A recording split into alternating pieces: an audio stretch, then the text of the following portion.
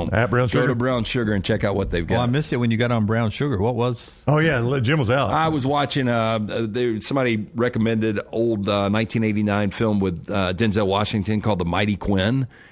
And I didn't know when I got it that I apparently tried a trial with Brown Sugar. Yeah, I just looked at it on Sunday, had a little time Sunday night, and I was going to run through my devices and knocked my Sirius XM. I'd missed the fact that I flipped over by 2 months from my entry rate, and I was paying $22 and some change, or $29 and some change a month for radio. Had to kick that back down. I told them I was leaving, pulled the old DirecTV, I was leaving. They gave me $8.99.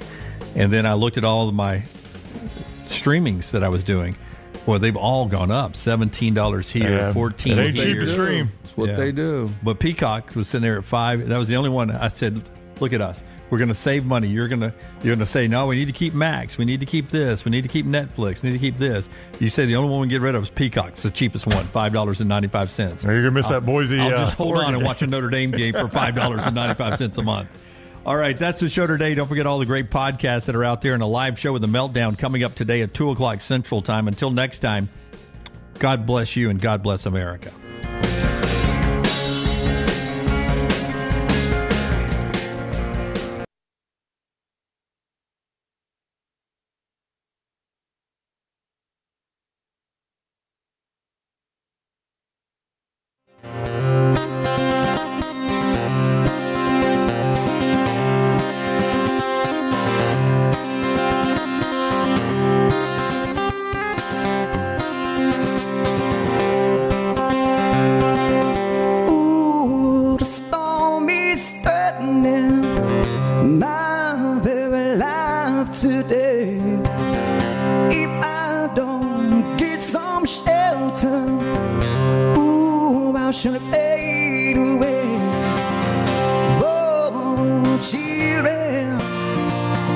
It's just a shadow away.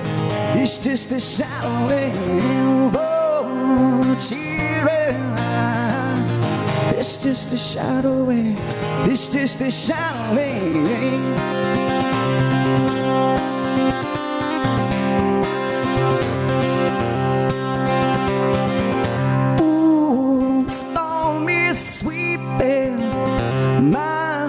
Street today burns like a red cold carpet. Mad bull lost his way. Oh, children, it's just a shadow away.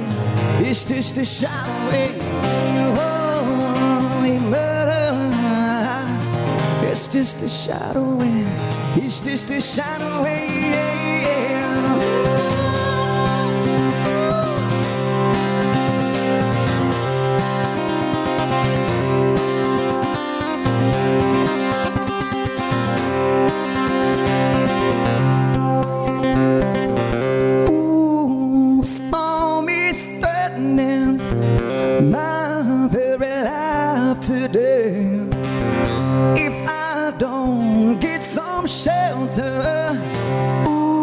Should it fade away? Oh, children, it's just a shadow away. It's just a shadow away. Oh,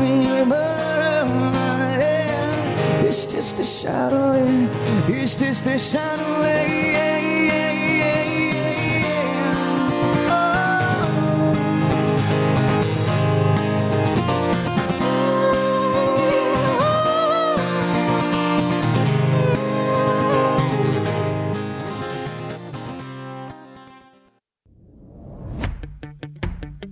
Jim Dunaway, Lance Taylor, Ryan Brown, and Rockstar. Live from the Birmingham Racecourse Casino Studios, the next round, presented by Bud Light, is on now. Live holiday show now, last live show of the week. On this July 3rd, Jim Dunaway, Lance Taylor, Ryan Brown, everybody behind the glass, including Rockstar. Clean-shaven Rockstar for a big show coming up this weekend. Buzz down. I was getting a little. I was agitating my eyes. Yeah. What was? The hair? My bangs. I'm having this. I'm not Mick Jagger. I gotta. It's a good look. Get a good honest haircut. Can't wait to get back by the lake with those black jackets on again this weekend. Black cover jacket, that whole body up. Black Jacket Symphony in Loudon, Tennessee. There you go. Coming up this weekend. Tyler is back for Lunceford, who's already off this weekend, and Forrester is back there. Taylor Korn with everything social media. We start with a little social media fun. This is from. It's Parlay Joe, I think it is. Parlay Joe on social media. Forrester, let me see what Parlay Joe was working on last night. This is Kalen DeBoer. He's knocking the crap out of everybody in recruiting. Parlay Joe, live look at Kalen DeBoer on the recruiting trail. Prime time. It's so hokey. It's so hokey. But Kalen DeBoer did it again yesterday. He rolls in with another recruit. It's a 4-star. I love those things. 4-star tight end from out in El Dorado Hills, California. And you get the recruit from Caleb Edwards, who picks Alabama over Oregon, Texas, and Auburn. And I want to ask you guys about this recruiting. It's another big-time recruit. It's another big-time class. I don't think he's doing anything different than what Nick Saban did as far as a footprint, but people keep pointing out, it's another guy from the West Coast, so it's not from the SEC, not from the southern part. What does it matter? Does it matter anymore? Nope. I don't think it matters at all. I just think it shows you that Kalen DeBoer is finally an established name. I think he's got the track record of what he did at Washington. Now he's at a much bigger program in Alabama, and it's going to be easier for him to recruit. Yeah, I mean, again, this is the show that told you recruiters can recruit. The whole he's not going to be able to recruit in the South is silly. History doesn't support that on good recruiting coaches. Now, I know this is not in the South, but the guy is obviously a good recruiter, right? And he put good recruiters around him. This does not come as a surprise to anyone on this table, but we told you when he was hired, when the narrative became he's not going to be able to recruit, you're like, this guy has recruited. Good recruiters can recruit. Right? It's not, and when you're a good recruiter and you're at Alabama, you got a massive advantage. I'm not saying Alabama recruits itself, but I am saying if you let me pick a school where I could be a recruiter, Alabama is going to be near the top of the list. Well, and the thing you got to do is make sure these guys stick, because it's all well and good right now, but I don't think we've ever seen how much and how often guys are flipping and getting out of verbals. Now, maybe I'm completely wrong on this. We've never been a big recruiting show. But you just look at what's going on in Oxford right now. Yeah, when we do recruiting, we look at big picture things, and what LT's talking about is a big picture thing. USC and Ole Miss in the last 10 days or so have lost some of their commitments, and it could happen to Alabama down the road as well, right? It could end up being could be a situation where you lose one of these guys who have made their commitment. But right now, another thing I was worried about after Nick Saban was initially Alabama's NIL. And how it would be able to compete with others, because we'd seen the amount of money Ohio State had poured in to get some flips, some portal guys to leave Alabama and Ole Miss, and how they were working on the recruiting trail. I was concerned a little bit about Alabama in the NIL game. How would they measure up? Would they still be able to win in recruiting? Because I always felt like Nick Saban and what he had done over 17 years and what he had done on getting guys into the NFL maybe made up a little bit on the dollars and cents side as well. Like, you may be getting an offer from somebody of this amount of money, but I'm Nick Saban, and you look at what I can do for you and what we're going to be able to do as a team. I can maybe fill that financial gap with success down the road.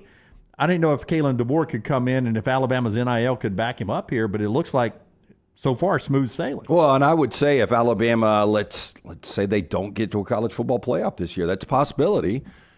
I would think then you've got more NIL guys that are going to step up. You got to get creative. I mean, if Utah can find a way to get every one of their players a $65,000 truck. That's right.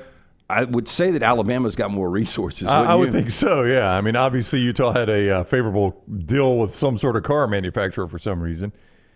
But Mercedes is pretty close to right down the road. Tuscaloosa campus, yeah. Yeah, Hyundai, they build cars right here in the United States. You give me one, I'll drive it right in Alabama. Drive in the ground. Right in Alabama and Montgomery. I mean, if I'm Alabama and I'm Auburn, that's who I'm hitting up. I mean, there's what's the plant in Huntsville? I mean, there's a car plant up there too, right? I mean, they make cars in this state, so you would think you would find a way potentially. Again, you just got to get creative. Yeah. And you know what this is going to become, though? Like, used to back in the day, a school would be in the top 5, and they would claim they didn't cheat, but everybody around them cheated. And you're like, listen to yourself say that. Does that make any sense whatsoever? Like, you're in the top 5 in recruiting. You're the one that didn't cheat, but you managed to get a top 5 class.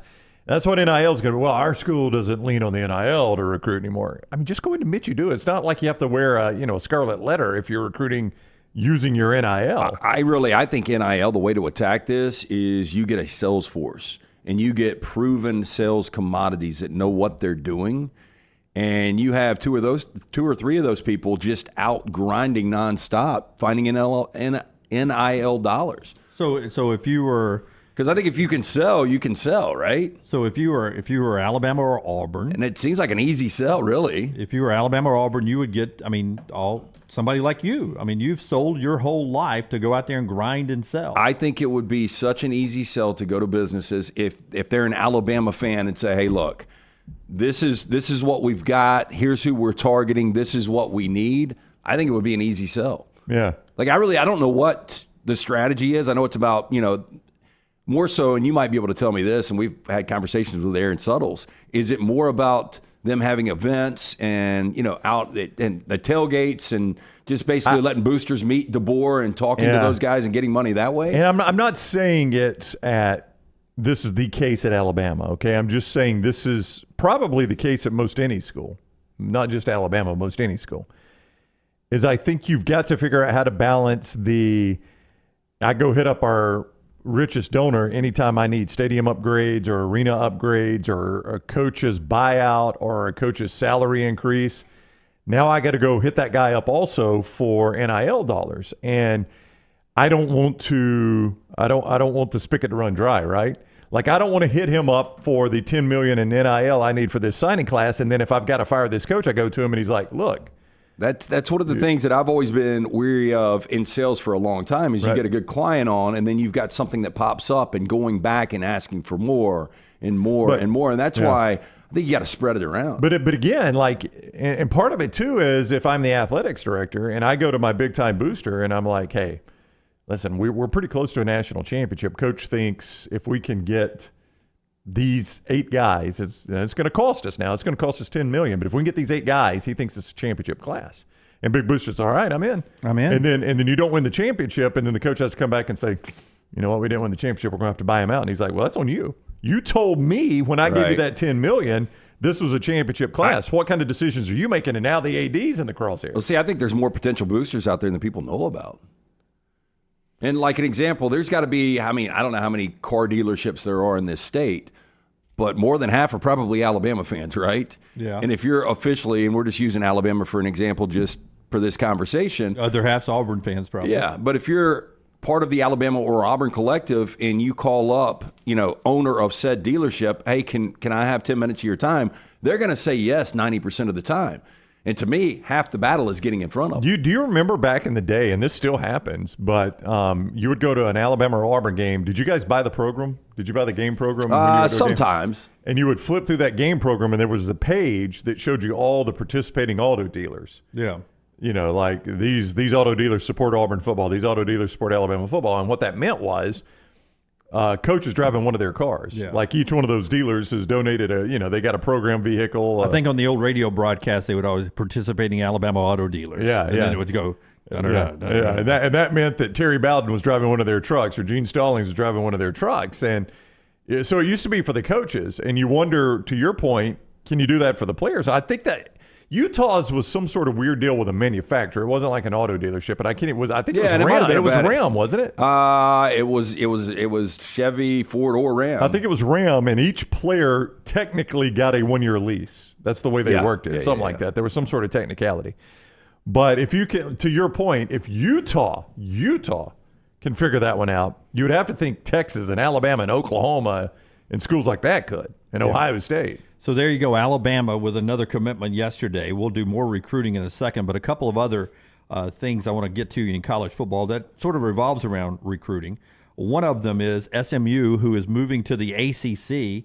I don't think they're getting full ACC money to start with. In fact, they they're may be not getting no ACC money, right? I think they agreed to come for no money because they, to our point, had a booster that stepped up and said, this is good for our program, and SMU's got a lot of money. They do. In fact, Brown, that's what I want to bring up. They raised in just a little fundraiser last week, 1 week fundraiser. They raised $159 million just for sports. Yeah.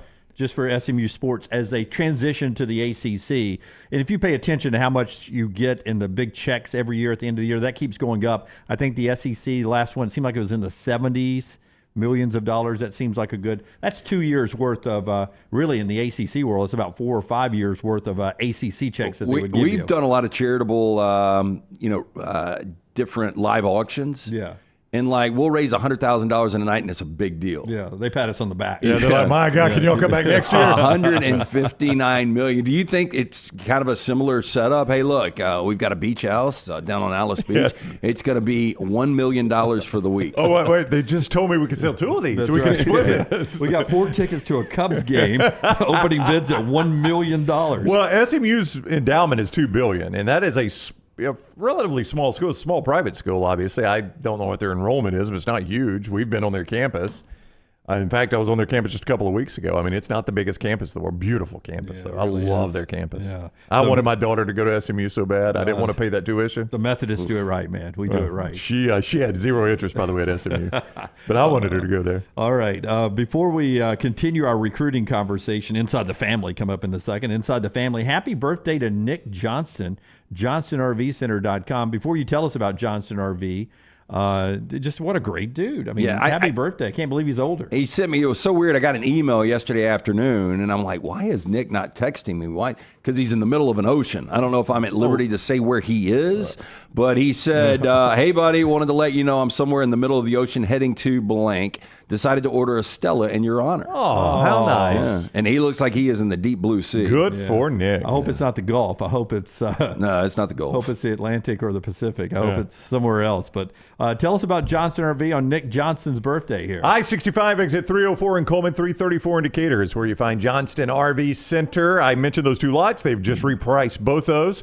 And they are so confident that they have got the best pricing you'll find anywhere. They'll beat any price on a comparable RV in all of the United States of America. That is a guarantee. You just bring them the price, they will beat it.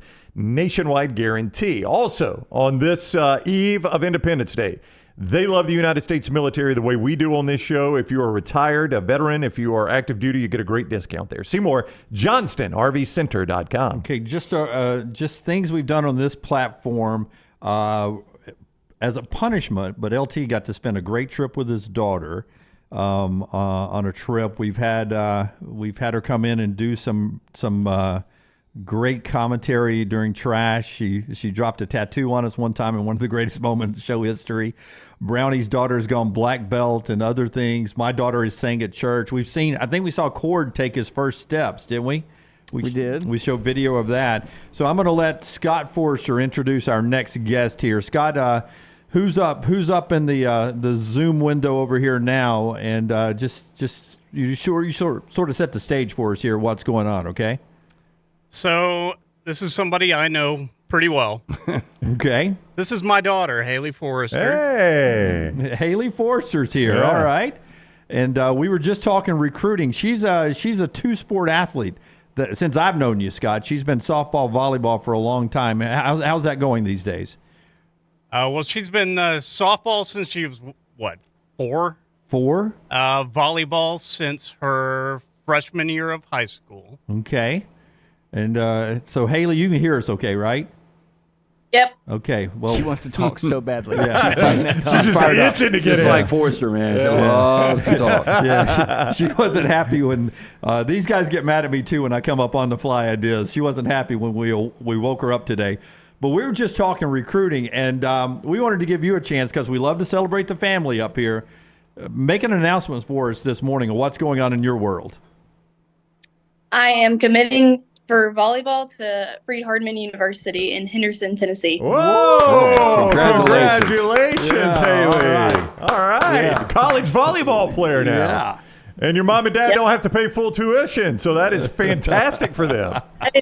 a lot better than having to pay full. Yeah. Forster's fired Well, we see it up close and personal, like how invested your dad is in the family and y'all's activities. And we give him credit a lot of times, but I would assume that this is a big part of it for you as well, is what they've put in, taking you to practice, paying fees, picking you up, all that kind of stuff, right? Yeah, they like to drive me everywhere, and I'm very appreciative of it. Yeah. So, Coach Amanda Bretherick saw in you something that she likes. You're going to be going up there. You got one more year in high school before you go up there. Class of 2025, like all the recruits we're talking about. What position are you? What's the best part of your volleyball game? What do you do well? What does Coach like about you? I am a DS, so I'm all over the floor, so I dig every ball up before it hits the ground. Oh, is that the libero? Is that what that is? It's a little different than a libero, but they want me to try for libero when I go to free. Okay. Did y'all like me dropping official volleyball that's lingo pretty right good. there with Haley? That's impressive, Brown. Thank you very much, Scotty. I'm going to take a sip of Dasani after that one. Okay, and you just said freed. That makes it sound really cool, too, that you dropped off Hardiman. That's right. That's what the kids call it now. Okay, let's see if these guys can guess. I know the mascot. We love to guess mascots. Freed Hardiman up in Henderson, Tennessee. I will say it is a bear. Bear. Haley, you know this probably. I need this piece of information. That is a Church of Christ school. Is that right, Haley? Yes, it is. Okay, so it's going to be, I'm going to go Crusaders. Crusaders. Yeah. Rockstar, do you have a guess? You want to guess? Trash pandas. Trash pandas. You tell us, what are they? Do you guys go by the lady this or just this? What's the mascot? It is lions. That's very Christian. The old lady lion. Go Christian on that. Well, at least I won a mammal. You did. Yeah. Apex predator. That's right. All right. Well, congratulations. Yeah, I promise great job. Promise you we wouldn't keep you long. You gonna go back to bed? You gonna go back to sleep? Probably. Your dad, I think, is lying to me. How many times has your dad been in the pool this summer at your house? 0. 0. Can y'all believe that? Why are you not Yes. getting? Yes. Yeah, he's never home. Just one. Part of it. Yeah. Okay. But you get in it, right? You guys are getting in it. The pool's getting used, right? Oh, yeah. Especially by my sister. Okay. Okay. There we go. Well, congrats, Haley. you. We're very proud of you. Yeah. Can't wait. Yep. Can't wait. Good got luck. the gear on already there for free. gotta fight. Hardiman University. Lance, Love you, kiddo. Yep. Oh, love Say you, bye to kiddo. Dad. Say bye to Dad. Typical teenager. Another awkward moment Jim forced people to do in the show. Hey, do you think Freed Hardiman can go find an NIL deal for her? They just got to call the right booster, right? Yeah, I mean, I guess. Yeah. I don't know what they I got don't know up there. what their NIL is. Yeah, just outside of Memphis. We'll get something. There you go. Scott, congratulations, Yeah. man. Yeah. Big moment for Scott. Not having to pay tuition. That's good. Really excited. Volleyball, though, I mean, all the batting practices you went to, Forster, I'm sure you did not think. Yeah, that's an upset. Yeah, you didn't think volleyball was going to win at college, did you? A huge upset. If you had told me a couple of years ago that we'd be playing college volleyball instead of softball, I'd call you crazy. Indoor games, though. That's better than sitting out in the sun. Yep. For sure. And bacon. That's right. And you really can't. You don't have to drive her to batting practice much right. anymore. So good run there. All right. There you go. We got a birthday for one of our sponsors. We got a college commitment from one of our kids on the show today. We're off to a good start. And in our next segment, we're going to bring in one of our longest, oldest friends. And we're going to talk to the great Herb Winches about what's going on in his life and in the sports. And also, he's part of Channel 6's history up here in Birmingham that's celebrating 75 years. It's ironic. Herb is part Channel 13 also celebrating 75 years. I think 13 was on the air first. Oh, wow. Yeah, not that I never worked at Channel 6. I think I worked at 13. I think we were on the air first back in the day. I wasn't there that day. But I think 75 years on for both celebrations going on. And Herb played for both teams there. At both TV stations there. Yeah. So we'll talk to Herb on the other side coming up on the show that's being brought to you today by our friends at Odie's. Tell us about Odie's, LT. Rockstar is Wednesday night. That means Trivia. Do you think we can get 3 pages deep? You think we get 25-plus teams tonight? I'm going to go with a solid 23 today. The night before a holiday is normally a big trivia. It's normally right? a really, really big Nobody trivia. got to work the now, next day. some people will be out of town, obviously, for the 4th. But if you're in town, come join us. If you've never been before, you don't know what you're missing. We'll start a little after 8 o'clock, the original location in Crestline. Get there early. Enjoy great food from Rodney Davis award-winning wings, delicious burgers, great sandwiches and salads. Of course, ice-cold beer buckets full of Bud Light. 2 locations. The one we'll be at tonight in Crestline, the original, and also Homewood. It's Odie's Tavern. Follow Rockstar on Twitter at RockstarBHM. Man, I love a good meal. I'm Jim Dunaway. A good meal is what you get with my friend Sterling at Champy's Chicken on Highway 119 in Alabaster. We're talking great southern fried chicken, wonderful sides, hand-cut chicken fingers, po' boys, and those Mississippi Delta recipe tamales. You got a perfect menu for everybody. Champy's Chicken is perfect for watching the big game, or taking a meal to the lake house, down to the coast, or stay in the restaurant and dine in a great atmosphere. It's all made fresh to order right there on 119 in Alabaster, Champy's Chicken. Hey, there's nothing worse than waking up to a plumbing problem. Don't get caught in a flooded house. Call the guys at Hemp Hill Services. Adam, Chad, and the team at Hemp Hill are the only ones I trust to fix it and fix it right the first time. Hemp Hill Services does it right and always at a fair price. For all of your plumbing, cooling, and heating needs, trust the name that Birmingham has trusted since 1954. That is Hemp Hill Services. Call now, 205-229-2090. That's 205-229-2090. You could win a Cadillac CT5 or your share of $25,000 in free play and cash at Birmingham Racecourse Casino. The more you visit, the more chances you have to win. Play the latest, most exciting games around with fun bonuses and big jackpots. You can be a winner too. Come win your share during the Cadillac CT5 and $25,000 giveaway at Birmingham Racecourse Casino. Drawings April 5th and 6th. Located off I-459, exit 31, Derby Parkway. Must be 21 or older, must be present to win. There is no better place to watch your favorite sporting events and enjoy great food than one of the 3 great Birmingham locations of Walk-Ons. The TVs are everywhere with your favorite sports, and the menu is second to none. From the great appetizers like the waffle cheese fries to the Avery Island salad, handhelds like the all-new chicken bomber, bistro specialties with a special taste of the bayou, the amazing hand-patty burgers, the great po' boys, and the specialty drinks. Visit any of the 3 great Birmingham locations of Walk-Ons: Greystone, Stadium Trace and Hoover, and the brand new location in Trussville.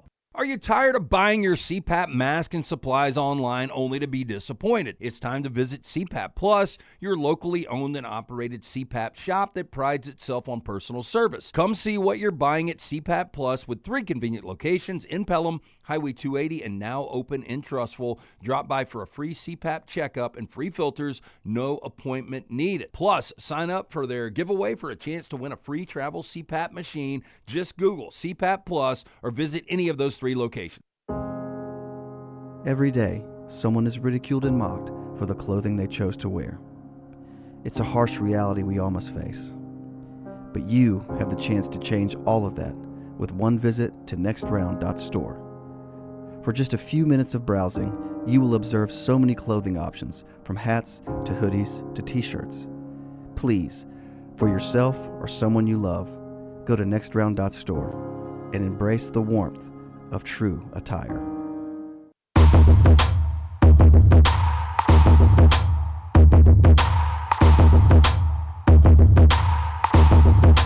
Part of the show today being brought to you by Storm Restoration Roofing. Before we go to Herbie, I'm going to tell you about Storm Restoration Roofing, but we saw LeBron James re-sign this morning. It's That's the most shocking. I cannot believe he re-signed with the Lakers. Yeah, but for 2 years, $104 million. He had a 1-year option for $59.1. Gave him a little bit of a deal, but also yesterday we found out Bronny James's contract is guaranteed. How about that? Guaranteed for a second-round guy, and look, we don't need to hear it. Look, just get out there, do it. If he makes it, great, whatever. But for J.J. Redick to sit up there and say, this guy earned it. Basically, we drafted him on his credentials. No, you drafted him because his dad's LeBron James. And LeBron told us to draft him. Looks like they moved a little LeBron's money to him to guarantee it, right? Oh, probably, yeah. That's what it looks like to me. Storm Restoration Roofing brings you this part of the show today. Greg Nelson, Greg from Pell City, on this holiday weekend, ready to get out and help you repair a roof this summer on this, 100 degrees. Imagine how hot it is on your roof. He'll get up there for free and give you a no-cost roof inspection, 205-542-3531. 205-542-3531, or just look him up on Facebook. Greg from Pell City, A+ rated with a Better Business Bureau. Insurance companies trust him. Replace a roof, repair storm damage, or just give you that free no-cost roof inspection. It's Greg from Pell City at Storm Restoration Roofing. There is not a single person alive in the media that has had, or dead for that matter, that has had more influence on the three of us than our next guest, Herb Winches, the Birmingham media icon, founder of WJOX, part of 2 television stations, Dunaway pointed out, celebrating 75 years on the air, and he's with us now. Hello, Herbie. How are you, friend? Hello again, everybody. It's great to be with the next round. Love it. There's nothing no better. You guys must be hard up for a guest today, though. It's before July 4th. Come on now. Well, I got to tell you the honest, Bethany, my ex-wife, and you've known Bethany for a long time, Herb, she sent me a picture, and she's like, Herb looks great. And she showed me the picture, an old school Fox shot of you, and then you on a set a couple of days ago, and she's like, he looks amazing. And I'm like, he works his ass off every day. That's probably one of the reasons, actually. But anyway, that's where we started to talk about it. We wanted to get you on to talk about the 75th celebration and some other things. Well, Monday was the big day, and it was great to reminisce and go down memory lane. And I've never been one to live in the past. I believe in the present, but you couldn't resist not going to Fox 6. Back then, it was just WBRC TV. And there was only 3 stations, of course, ABC, CBS, and NBC. That was about it. But it was a wonderful morning, a reunion. I saw a lot of people that are still around there. And everybody was so gracious, and it was fun to take that trip down memory lane. Yeah, I saw one of the pictures with the big mustache, and you really, I never knew you were that cheeky. You had big cheeks and that big mustache and a lot of hair. I don't know what year it was, but how old were you when you started at Channel 6? 25. 25 years old. 25, and you got to remember now, this was the mid-70s, and having a mustache and long hair was in. So, I wanted to be with the in crowd. And, of course, bell bottoms as well. Herb, do you ever, I don't guess I've ever thought of this until just now. You obviously grew up in Louisville. You played high school football in Louisville. And if you don't come to mine and your old school, Jacksonville State, the odds of you ending up in Birmingham TV and radio would seem pretty remote, wouldn't they? Well, it would be remote because, I met my wife at Jacksonville State University, and now here we are together 50 years plus. So that's been a great ride. She's a great partner, and all of my family. I have a wonderful family. I have 3 grandchildren, and 2 of which live in Nashville, and 1 lives in Birmingham. And all of them are coming tomorrow for July 4th because I'm coming to you from my place at Lake Martin. And I love it down here. I got a wonderful life. And as you know, I just recently opened another restaurant. It's called The Landing at Harbor Point, and it's on the other side of the lake. Yeah, you weren't busy enough with your first restaurant. With Parker Creek. Got to go double that up, huh? I'm 75, and that's what I was telling Janice and Mike Dudley. I said, you know what? It's perfect for me to be here on your 75th because I'm also 75. And I think the good Lord that my health is still good, but as much as anything, I like staying busy. And I found out the answer to everything is because when you're 75, nobody really wants you. But if you own it yourself, you can just decide to keep yourself around. That's what I do. Herbie, I was talking to Taylor Korn, our social media director. She's so young, she doesn't remember a day when there wasn't sports talk. And I was telling her when we were talking about WJOX, because we were all there with you, and you are a true mentor. But I was telling her that it was your idea to go 24/7 sports. And back in the day, people thought you were crazy. So it actually flipped to JOX in 1992. But just, kind of tell us about the origin of that, how you had to pitch that idea, and how difficult it was to actually get that thing going. Well, it was a tough sell At the time, we were owned by a company called Dick Broadcasting. They were out of Greenville, South Carolina. Best radio owner ever in Alan Dick. He was awesome. Yes. Oh, Alan Dick was a guy that he was young enough to understand, and he loved sports. He was a great athlete himself. So when I sat down with him and said, Alan, I got an idea. It's coming. I said, the time has come. And I said, why don't we think about doing an all sports show? And he said, well, what do you mean? I said, well, the first thing I want to do is, I said, then y'all remember it was the Mighty 690. It was WVOK. And I said, we got to change the name. He said, why? I said, because a lot of people around Alabama, they have a perception that VOK stands for Voice of the Klan. And I'm not kidding. I said, we got to get rid of that. He said, well, how we do that? I said, it's real simple. We'll apply to the FCC and we'll get new call letters. He said, well, what will we do? So I said, well, I think I got a cool name for it. I said, it's going to be a sports show. So why don't we do something athletic? And all of us played athletics. Of course, we wear jocks. So I said, hey, let's go with that. Jocks Radio. He said, let's go.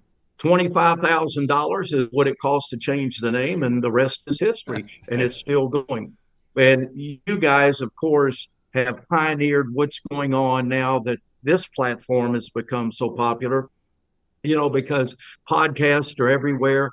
Everybody has one. And I've always been proud of the three of you, because this guy sitting on, I'm looking to my left, Brownie, you're doing a great job, Brownie. That's a private inside joke that we've had for years. But Ryan Brown chased me around. Every day I'd leave the studio, I would come downstairs to get into my car, and this guy, very young, just a young punk, he would stop me and he'd say, hey, I want to work at Jocks. I want to work at Jocks. He pestered me enough that we hired him, and look how far he's come, because he started as a producer. Yep. And of course, Lance, you started as a salesperson, obviously one of the best salespeople I've ever been around. And JD, for you, of course, you made your name in television, both doing news and sports. And now look at the three of you. You've got a very, very successful podcast. And I enjoy it when I can, visit with you. And you guys have always been good to me and hadn't forgotten about me, and I appreciate that very much. Well, one of the just incredible personalities and so many stories from you.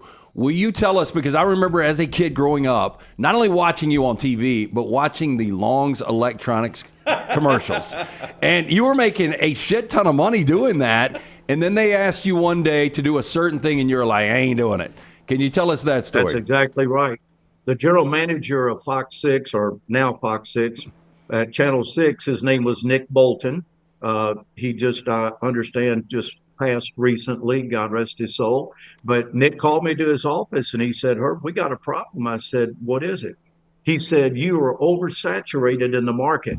I was doing then for Long's, and plus it was called Stereo Warehouse, and then it changed over to Long's Electronic. The owner was Jimmy Long. And I was doing, back then, that was a lot of commercials. I was on probably every station, maybe 100, 150 times a week. He said, it's oversaturation. He said, you need to quit doing it. And I said, well, why? He said, because, you're under contract with us. I said, Nick, I'll just tell you the true story. After I'd done them for a couple of years, Mr. Long presented me with a brand new Mercedes. I thought I'd hit the lottery. And I'm saying, well, no, I don't think I can do that. So next thing you know, he said, you need to make a choice. And I said, well, okay, I'll leave. And so that's how that happened. But you know what? It's been an amazing ride, so many things, and I've been so blessed. And to be able to still work at 75 and get up every day, I got a restaurant on the west side of the lake. Then I got one on the east side of the lake, and it takes me exactly 42 minutes to drive back and forth. That's how big this lake is. Yeah, you're bi-coastal there on Lake Martin, and I like that a lot. So when you were doing the 75-year anniversary up there, did you tell them any of the kids up there any of the stories you used to do? Because when I was watching from the trailer park in Alabaster, you were the guy that wrestled. You were the guy that got in the you ran footballs against the Stallions. You got in the goal, and I think I remember you skated around Talladega one time. Did you skate? Roller skate? Yeah, 1979 is when they opened. And then the next year after they opened, they had made a decision about, hey, why don't we do something to create some publicity? So they said, we're gonna open it up to anybody can do whatever they want, and they can come and set a record at Talladega. Well, I'd heard about it, and I said, back then I was 30 years old. So I said, you know what? I used to roller skate all the time when I was young, when I was growing up, and I was pretty decent at it. I said, I'm going to put on some roller skates, and then that's what I'm going to set a record with. So they let me do it. And of course, then, I was at Channel 6, and they thought that would be good publicity. So I went around 2.66 miles, true story. And the one thing I forgot about it, and I mentioned this Monday when we were reminiscing, is that every step, because you had to stay on the apron down here, you couldn't get up very high. But even on the apron, every step was a right leg over left leg. And I want to tell you something. I barely got to finish that. I had one little blowout with a skate, got it changed, but I averaged 12.6 miles an hour. And come to find out, they decided all of a sudden, Don Naiman, who was the GM, he said, this ain't good. We got people doing stuff down there. Somebody's going to get hurt. We're going to be sued. So guess what? After that, they called it off. No more setting records. So mine still stands. This is normally where Lance says, Dunaway, I'll let you out of the bracket punishment if you're roller skating. We saw Dunaway on roller skates. He dressed as Ken for Halloween 2 years ago. Herb, he couldn't skate down the hall here. I know. But we would let you out, Dunaway, if you... Wait, now, to honor Herb, I would try this, but you're telling me at age 30, you barely made it around? Here we go. My left leg, it hurt. It hurt. I mean, and I wasn't going to stop. I was going to finish, but it's just that constant right over left, and the left leg was taking all the hit. So let me ask you: was this a were these roller blades, or were they? No, this was the 70s. The old school skates, right? 79. No, didn't have roller blades then. So these are eight wheels, wooden wheels. Yeah. And they broke at one point. You're telling me they when I got through when I started, the wheels were about this big. When I finished, they were about like that. They burned up. Crap! Herb, so you had tire wear. Is what you're telling me? Herb had to hit the pits. Yeah. I'm willing to try it. A few pit stops. You're going to try it? I'm willing to try it. I want to try to do one lap in honor of 75 years of Herb Winches and 75 years of Fox 6. I'll try it. What is more likely, blown knee, broken wrist? All the above. if Dunaway lives, it'll be a win. Or a flock of women. What do you think, Herb? One lap? You think I can do one lap? Well, can you convince Talladega you can use the speedway? Ooh. I mean, they're not going to be busy for a while till October, right? Yeah, I mean, there's tons of downtime. Look at us, Herb. We've got money. They'll let us. We'll rent the track if we have to. We'll rent the track. There you go. All That's right, my boys. All right. If we try this, we'll send you a link and let you see the video. There is no way you will try this. Oh, I'll try it. I won't promise you I'll make it to the end of pit road, but I'll try it. My advice is make your left leg stronger than your right. Oh, okay. I've got no muscle tone in either one. So. Hey, Herbie, tell us what's going on at the landing this weekend. I'm sure you guys will be plenty packed, right?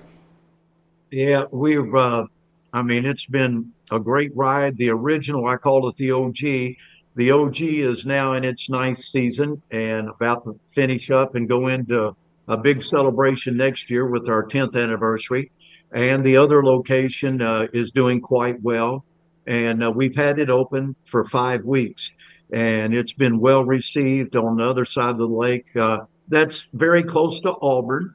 It's about, 23 minutes. If you drive quick enough, you can get to Auburn. And so we've attracted a lot of folks from that area.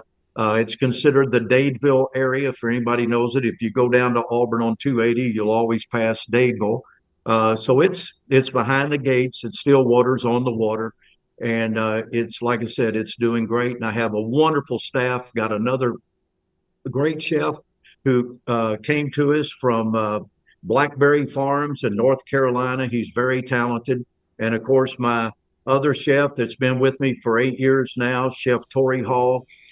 These two guys do an incredible job with our food and with our service. And we've hired a young man that I want to tell you a quick story real quick. This young man he joined us when he was 19 as a barback. He couldn't serve liquor, but I just couldn't help but notice all of his hustle. He was on the move. So when he turned 21, I asked him to be a bartender. He wanted to because he loved working in the bar. And now he's been with me for 9 years total is when he started. And now he's my general manager at the new location and doing a marvelous job. His name is Ashton Johnson. I want to give him a plug because he's been awesome. Wow, that's really cool. That's really cool. Vintage Herb right there. All right, well, enjoy the 4th with the family, Herb. You know we love you, and it's always good to catch up with you. I love you guys. Thank you for everything, and always it's great to visit with you. Keep up the great work. Oh, by the way, I assume y'all are going to Dallas, right? We'll be there. We'll be in Dallas, yes. Yeah, how about that? Wow. You remember when you just used to have to drive across town for media days, right? We got to go all the way to Dallas. Yes. Now you can't go to Hoover anymore, right? That's right. So it's what they've been to Atlanta, Birmingham, Nashville. and Nashville, Yep. and now to Dallas. I assume that's in honor of Texas and Oklahoma, correct? Yeah, we are kissing the ring of Texas, it feels like. Yes. I imagine you've probably, I would guess, seen the end of it in Birmingham unless something changes. I think it's going to probably rotate between Dallas, Nashville, and Atlanta from now on. Well, anyway, y'all have safe travels, and check out Frisco. You got to go there. It's a suburb of Dallas. Awesome. Okay. Frisco, Texas. Frisco, Texas. We'll go to Frisco. Give it a We shot. got it. See Take you, care, Herbie. Herbie. See See you, you, All buddy. right, guys. Hey, happy 4th. God bless America. That's God right. Hit them bless straight, America. Herbie. Hit them straight. I will I tell will you. indeed. Thank you. See you, buddy. As a high schooler, we did the Fox 6 or Channel 6 back then with their high school show. Herb would fly around in the helicopter. And they had this brilliant idea. I tried to do it the first year we were here to copy it, as I always do. Uh-huh. They had student reporters at every high school campus so that when Channel 6 would come, you would meet Herb in his helicopter where it landed. You'd hand him the rosters from both teams, and you would escort him in and sort of stand with him, and he'd ask you about players and stuff, and then he'd get on his copter and fly back. But you got to go up to Channel 6 and see the studio and everything, and I was like a freshman in high school, and I wanted to be a sportscaster, but I was starting to waver a little bit on whether or not I could be a sportscaster, and I asked him, with a group of people, which is uncharacteristic to me, I asked Herb, I'm thinking about, being just a high school coach. I dreamed of being a sportscaster since I was 11, but thinking about just going into coaching. I know you played football as well. And he told me, because if you want to be a sportscaster, you can be anything you want to be. You could be a sportscaster. And then he told me his story. And that's how I kept going. And he did not oversell the story about me either. I knew I was working in the same building as WJOX. I was on the second floor with the Alabama Radio Network. It's not the ones that do the football. This was a news network and sports network. And Chris Stewart had worked there, and Chris had left to go to Alabama, and they hired me. And I knew to make it, I had to get on WJOX. And Herb drove that red Lexus. Yep, the one I backed into. The one Lance backed into before he went to see Michelson. And I knew where Herb parked. I mean, it was an obvious place. So we both finished about 6 o'clock. I knew Herb and Ben finished at 6, and I finished at 6. So I would just kind of linger and wait for Herb to come out. And I'd timed it out so I'd run into him almost every day. If they weren't on remote. Now, Herb did a lot of remotes back then, so sometimes he wasn't there. It's so funny. Go ahead. Yeah, and I ran into him every day, and we built a relationship that way. He introduced himself, and he found out I went to Jack State. We got to know each other, and sure enough, it eventually led to a job. He was super competitive with Feinbaum, too. Oh, yeah. Because when I started Jocks in 1998, I remember the first time he was sitting at this little computer, and those computers were so antiquated back then. And I went and introduced myself, and we started talking. And like the next day, he came up to me, and he was like, if you want to prove that you're a really good salesperson, there was a place called Cobblestone Shoe Repair. It was close to the Mud Puddle. We did a show from there. Yes. Yeah. And he's like, they've been on ERC forever. And he was like, and nobody's been able to get them on jocks. And Eric Pohl was the guy's name. And I went out there and befriended him. And the next thing you know, I had Herb doing lives for Eric at Cobblestone. And Matt Coulter, too. Yep. Yeah. And the rest is history. And the rest is history.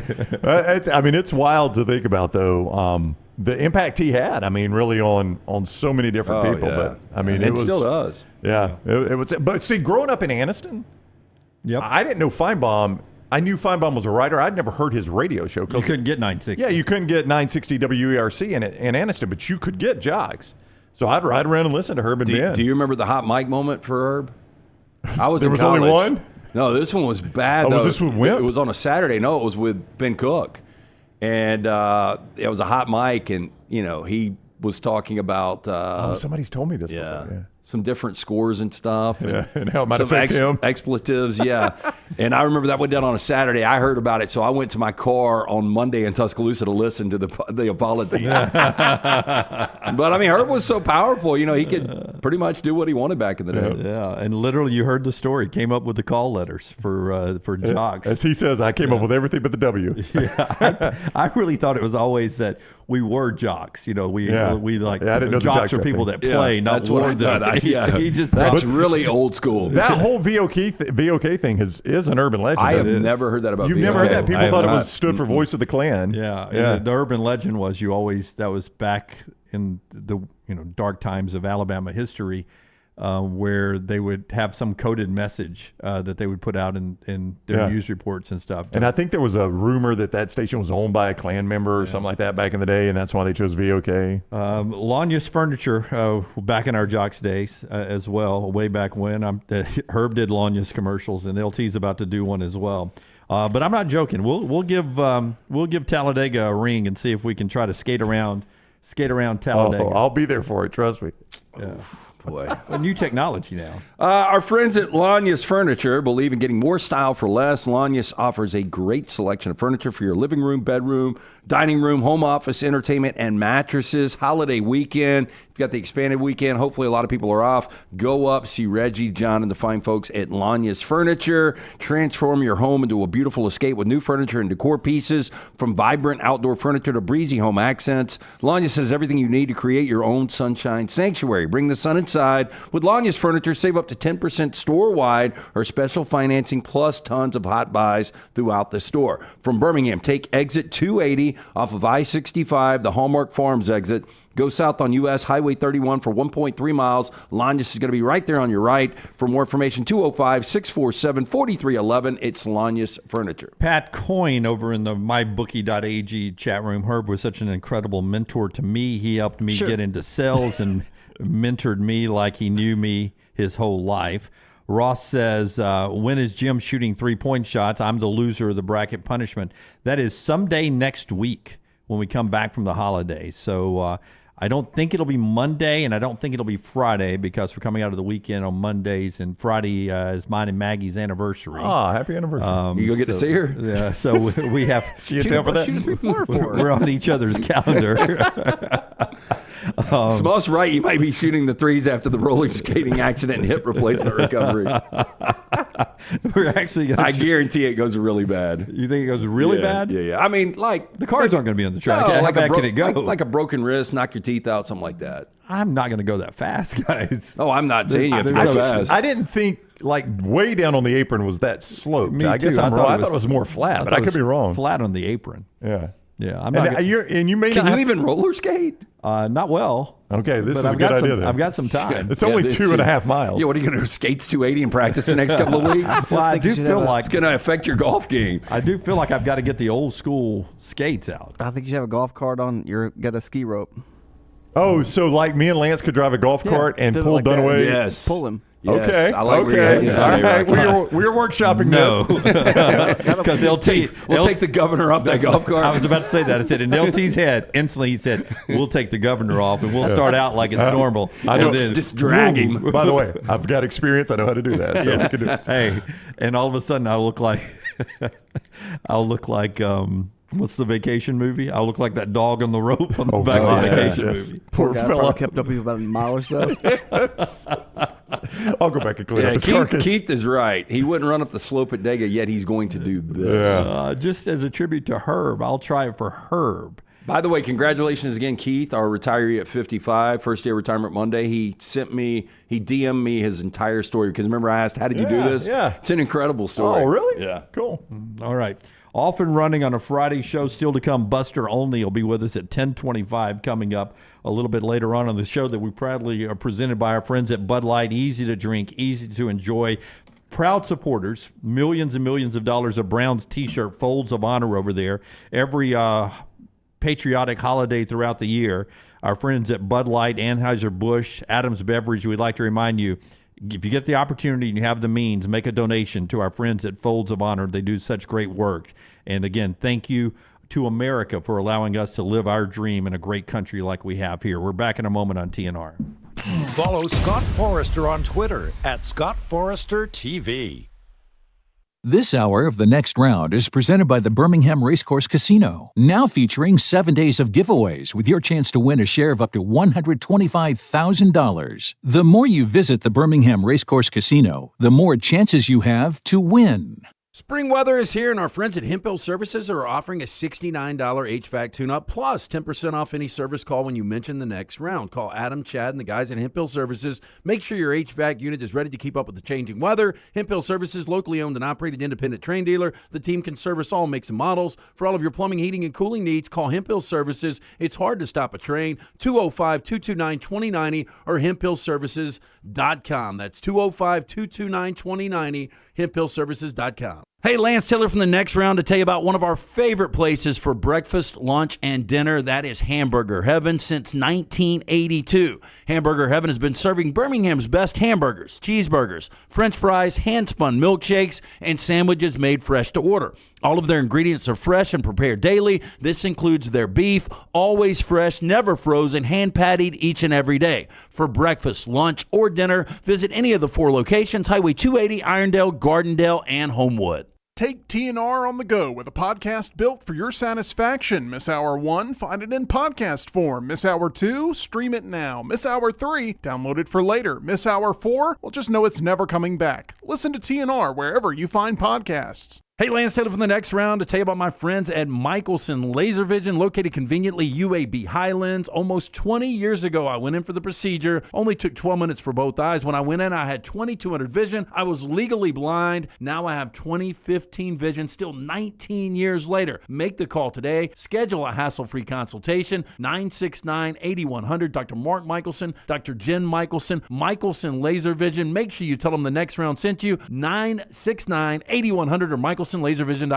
For a great experience in golf, go to Bent Brook, just off I-459 in the Birmingham area. You've got 27 holes where you can play your 18 holes 6 different ways. Open 7 days a week with 5 sets of tees that makes golf enjoyable for any level golfer. You get complimentary GPS on every golf cart, and the AU Victory bent grass greens play as pure as any in the area. Bent Brook continues to improve with upgraded greens and redesigned holes. Book that next tee time right now. BentBrook.com. BentBrook.com. Golf season is here, and if you're looking for a great golf course with affordable rates, you need to check out the newly renovated Woodward Golf Club. Woodward Golf Club is a semi-private club with membership opportunities available, but is also open to the public. You can book tee times online at this hidden gem by going to golfwoodward.com. For only $195 per month, you can enjoy unlimited golf 7 days a week. Membership includes discounted cart fees, unlimited range balls, and the use of our practice facilities. For more information on memberships and the course, check us out online at golfwoodward.com.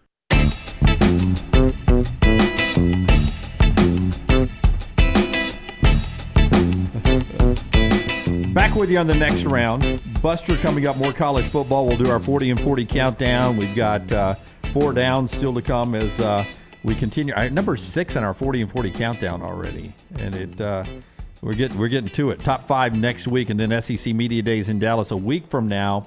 Show being brought to you by our wonderful friends at Hydra Live.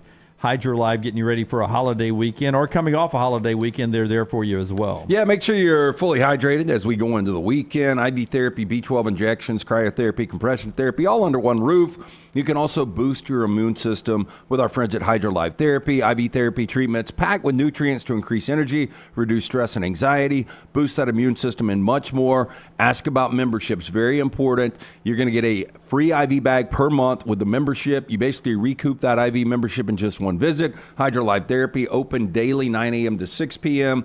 2 locations in Birmingham, Homewood, the original. Also Highway 119 in Greystone. There's a Tuscaloosa location. Make sure you mention the next round. 20% off any of these great services from our friends at HydroLive. For more information, hydrolifetherapy.com. Before we get too far away from the great Forster volleyball commitment and having Herb on celebrating 75 years of Channel 6 and Channel 13, as Herb was part of both, I want to say happy anniversary to my mom and dad. Born on July 3rd, married on July 3rd.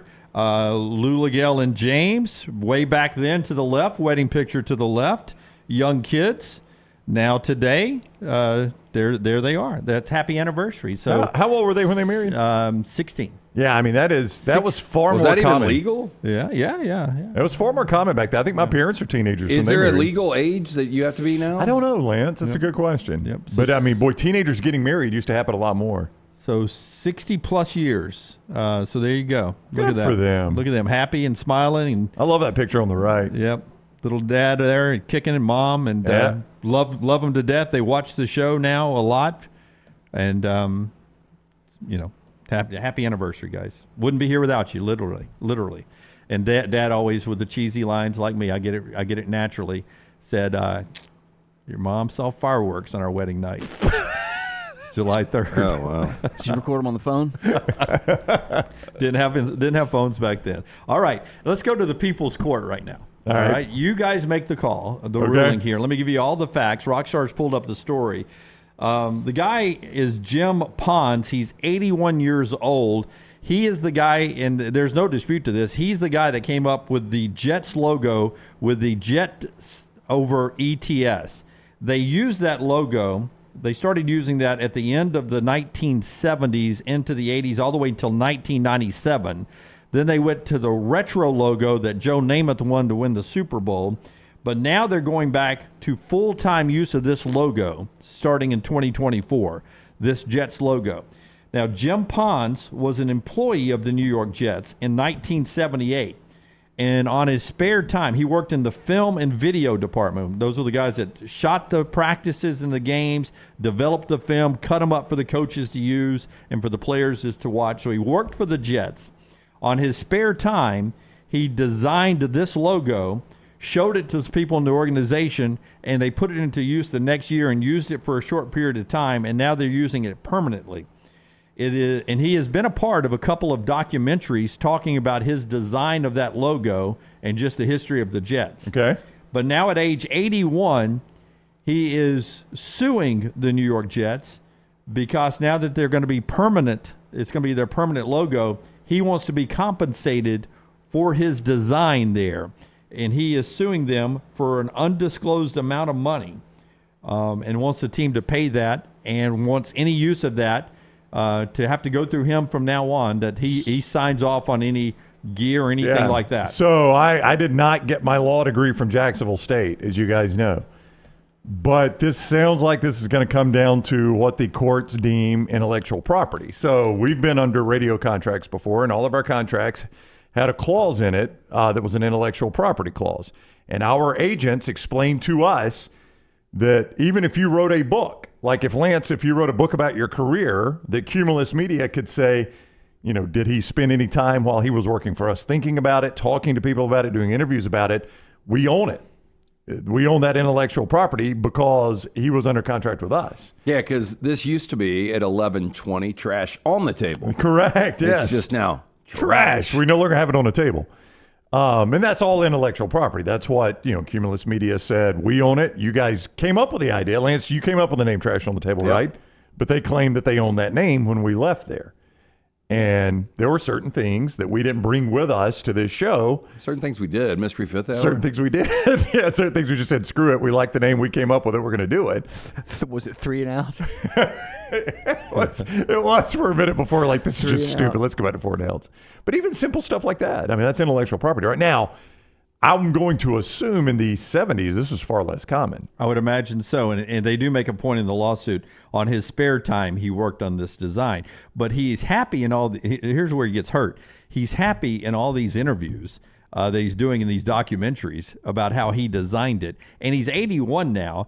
And they used it for a long period of time, and he never sued them for money back then. He's never been compensated for it, and now all of a sudden he wants to be compensated for it. I don't know how I feel here. It seems like the Jets should slide him a little. They got a ton of money. Yeah, I can't believe we got to this point, and that tells me that the Jets aren't willing to slide him anything. I would think so. I think the Jets feel like they got a really good case here. Maybe they've tried to slide him some, and he's like, "Oh, we want more." Maybe, but at 81, I'll tell you what. I don't know how good his attorneys are. I'm gonna say the Jets prevail in this one. Yeah, me too. Which is a rare win for the Jets.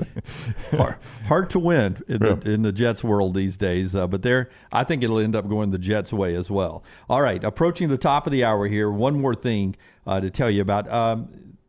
Down in Jamaica, I think it's your fraternity brother, Brad Jackson. Yeah. He sent us this picture yesterday from down there, the beautiful waters of Jamaica. We're thinking about everyone in Jamaica, the Cayman Islands today. That big, massive hurricane is bearing down on those islands today. This is them in next round gear in the Caribbean yesterday. I don't know if Brad and his wife are there are riding it out. I mean, he just sent me a picture, a different picture. That's his wife, Amy, and he sent me a picture of both of his daughters and Brad and Amy, and he just said shit's going to get real tomorrow. No. Yeah, that's from yesterday, so today's the day. So maybe they got out of there. I don't know. I'll check, but I don't know why you would hang out if that's really coming down, right? Yeah, I mean. That's a big difference. People are like, you guys got to deal with tornadoes, but we live on the coast. We got to deal with hurricanes. Well, you know when a hurricane's coming. Yeah, I mean, you get several days advance notice on that one. There are times on tornadoes where, as good as our weather people are here, you only get a couple minutes notice. Yep. I mean, you get several days on a hurricane. Jamaica and Caymans today, so we're thinking about everybody already. By the way, it's Hurricane Bethel, I believe it is, and already several deaths with that hurricane. Got to a Cat 5. It'll continue to be an issue in the Caribbean for a while now. So we're thinking about everybody, but nice to see the next round gear down there with Brad on the islands yesterday. Our show being brought to you in part by our friends at Hemp Hill Services. They bring you Lance's Lock every day. Lance'sLock.com. You can go get the play. Baseball always big Independence Weekend. Yeah, I got 3 plays up for you today. Go to Lance'sLock.com. $100 gets you everything for the entire month. Coming up, we got some preseason football, 1 month away. August 1st is the first one. Yeah. Cannot wait. Pretty insane. Hemp Hill Services, though. Make sure whether you experience plumbing, heating, or cooling issues in your home or business, they are ready to serve you. Adam, Chad, Andrew, the guys at Hemp Hill Services, 205-229-2090. It's hard to stop a train. Yeah, thank you, Laura Barrel, Hurricane Barrel there. Appreciate that very much. When we come back to college football, we'll do our 40 and 40 team and a lot more as we continue today on TNR, being brought to you today by our friends at Roback, roback.com. Promo code TNR20 gets you 20% off your order there, roback.com, TNR20. Back in a moment. Take the next round anywhere you go with official Next Round gear. Buy yours today at nextround.store. Let's face it, a home is one of the most powerful assets you can have, and our friends at Mortgage Right want to help you build wealth through home ownership. Mortgage Right is all about providing competitive rates, a variety of loan products, and a multitude of resources for a seamless home buying experience. They treat their borrowers like family and are always looking to bring more happy homeowners under their roof. See more by visiting mortgageright.com/TNR today and start living. That's mortgageright.com/TNR. NMLS 2239, equal housing lender. Hey, you. School's coming back. Time to gear up. And at New Balance Birmingham, we know what's up. Before hitting the books, check out the looks. Come together at New Balance Birmingham on Highway 280, right next to Chick-fil-A. New Balance Birmingham, we got now. Stop by the New York Butcher Shop and pick up the finest in certified Angus prime beef steaks and burgers, premium pork chops, ribs, and all-natural chicken cut to order just for you. Their chef-prepared entrees and side dishes are the perfect dinner-to-go choice for your family and are ready to heat at home. With a great selection of fine wines and desserts, the New York Butcher Shop is your one-stop dinner shop. 2 locations to serve you, Cahaba Heights and on Highway 119 in Greystone. The New York Butcher Shop. Rare quality, well-done service.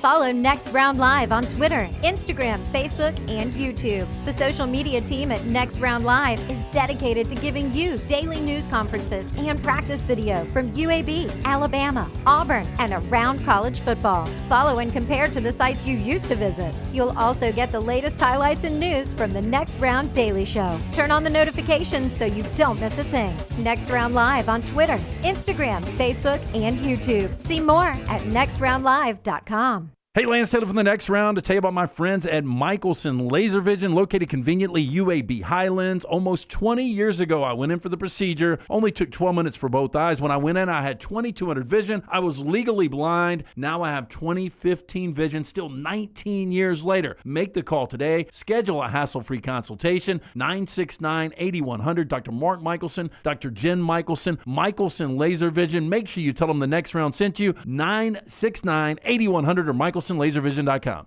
Golf season is here, and if you're looking for a great golf course with affordable rates, you need to check out the newly renovated Woodward Golf Club.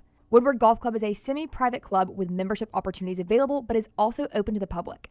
You can book tee times online at this hidden gem by going to golfwoodward.com. For only $195 per month, you can enjoy unlimited golf 7 days a week. Membership includes discounted cart fees, unlimited range balls, and the use of our practice facilities. For more information on memberships and the course, check us out online at golfwoodward.com. Jim Dunaway, Lance Taylor, Ryan Brown, and Rockstar.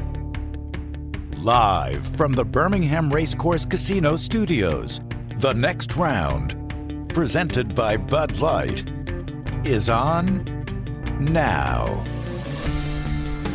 All right, our Michelson look back in history today takes you back to 1966 for the Atlanta Braves. Tony Cloninger was the starting pitcher that day for the Atlanta Braves on this day in 1966. He is still to this day the only pitcher in Major League Baseball history to hit 2 grand slams in one game. He also had an RBI single that day, pitched a complete game. So he pitched 9 innings. In the 17-3 win, he had 9 RBIs. He's only one of only 13 players. I was going to say, I don't think, like, if you looked around Bryce Harper, Mike Trout, Shohei Ohtani, I don't think any of those guys have ever done it. Yeah, to have 2 grand slams in one game, only 13 players in Major League history. And that'll never be broken as a pitcher. That's right, they don't hit anymore. anymore. Yeah. He had 9 RBIs that day, complete game, which rarely happens now anyway. 17-3 win over the Giants. The last guy to hit 2 grand slams in a single game, 2009, Josh Willingham of your Nationals.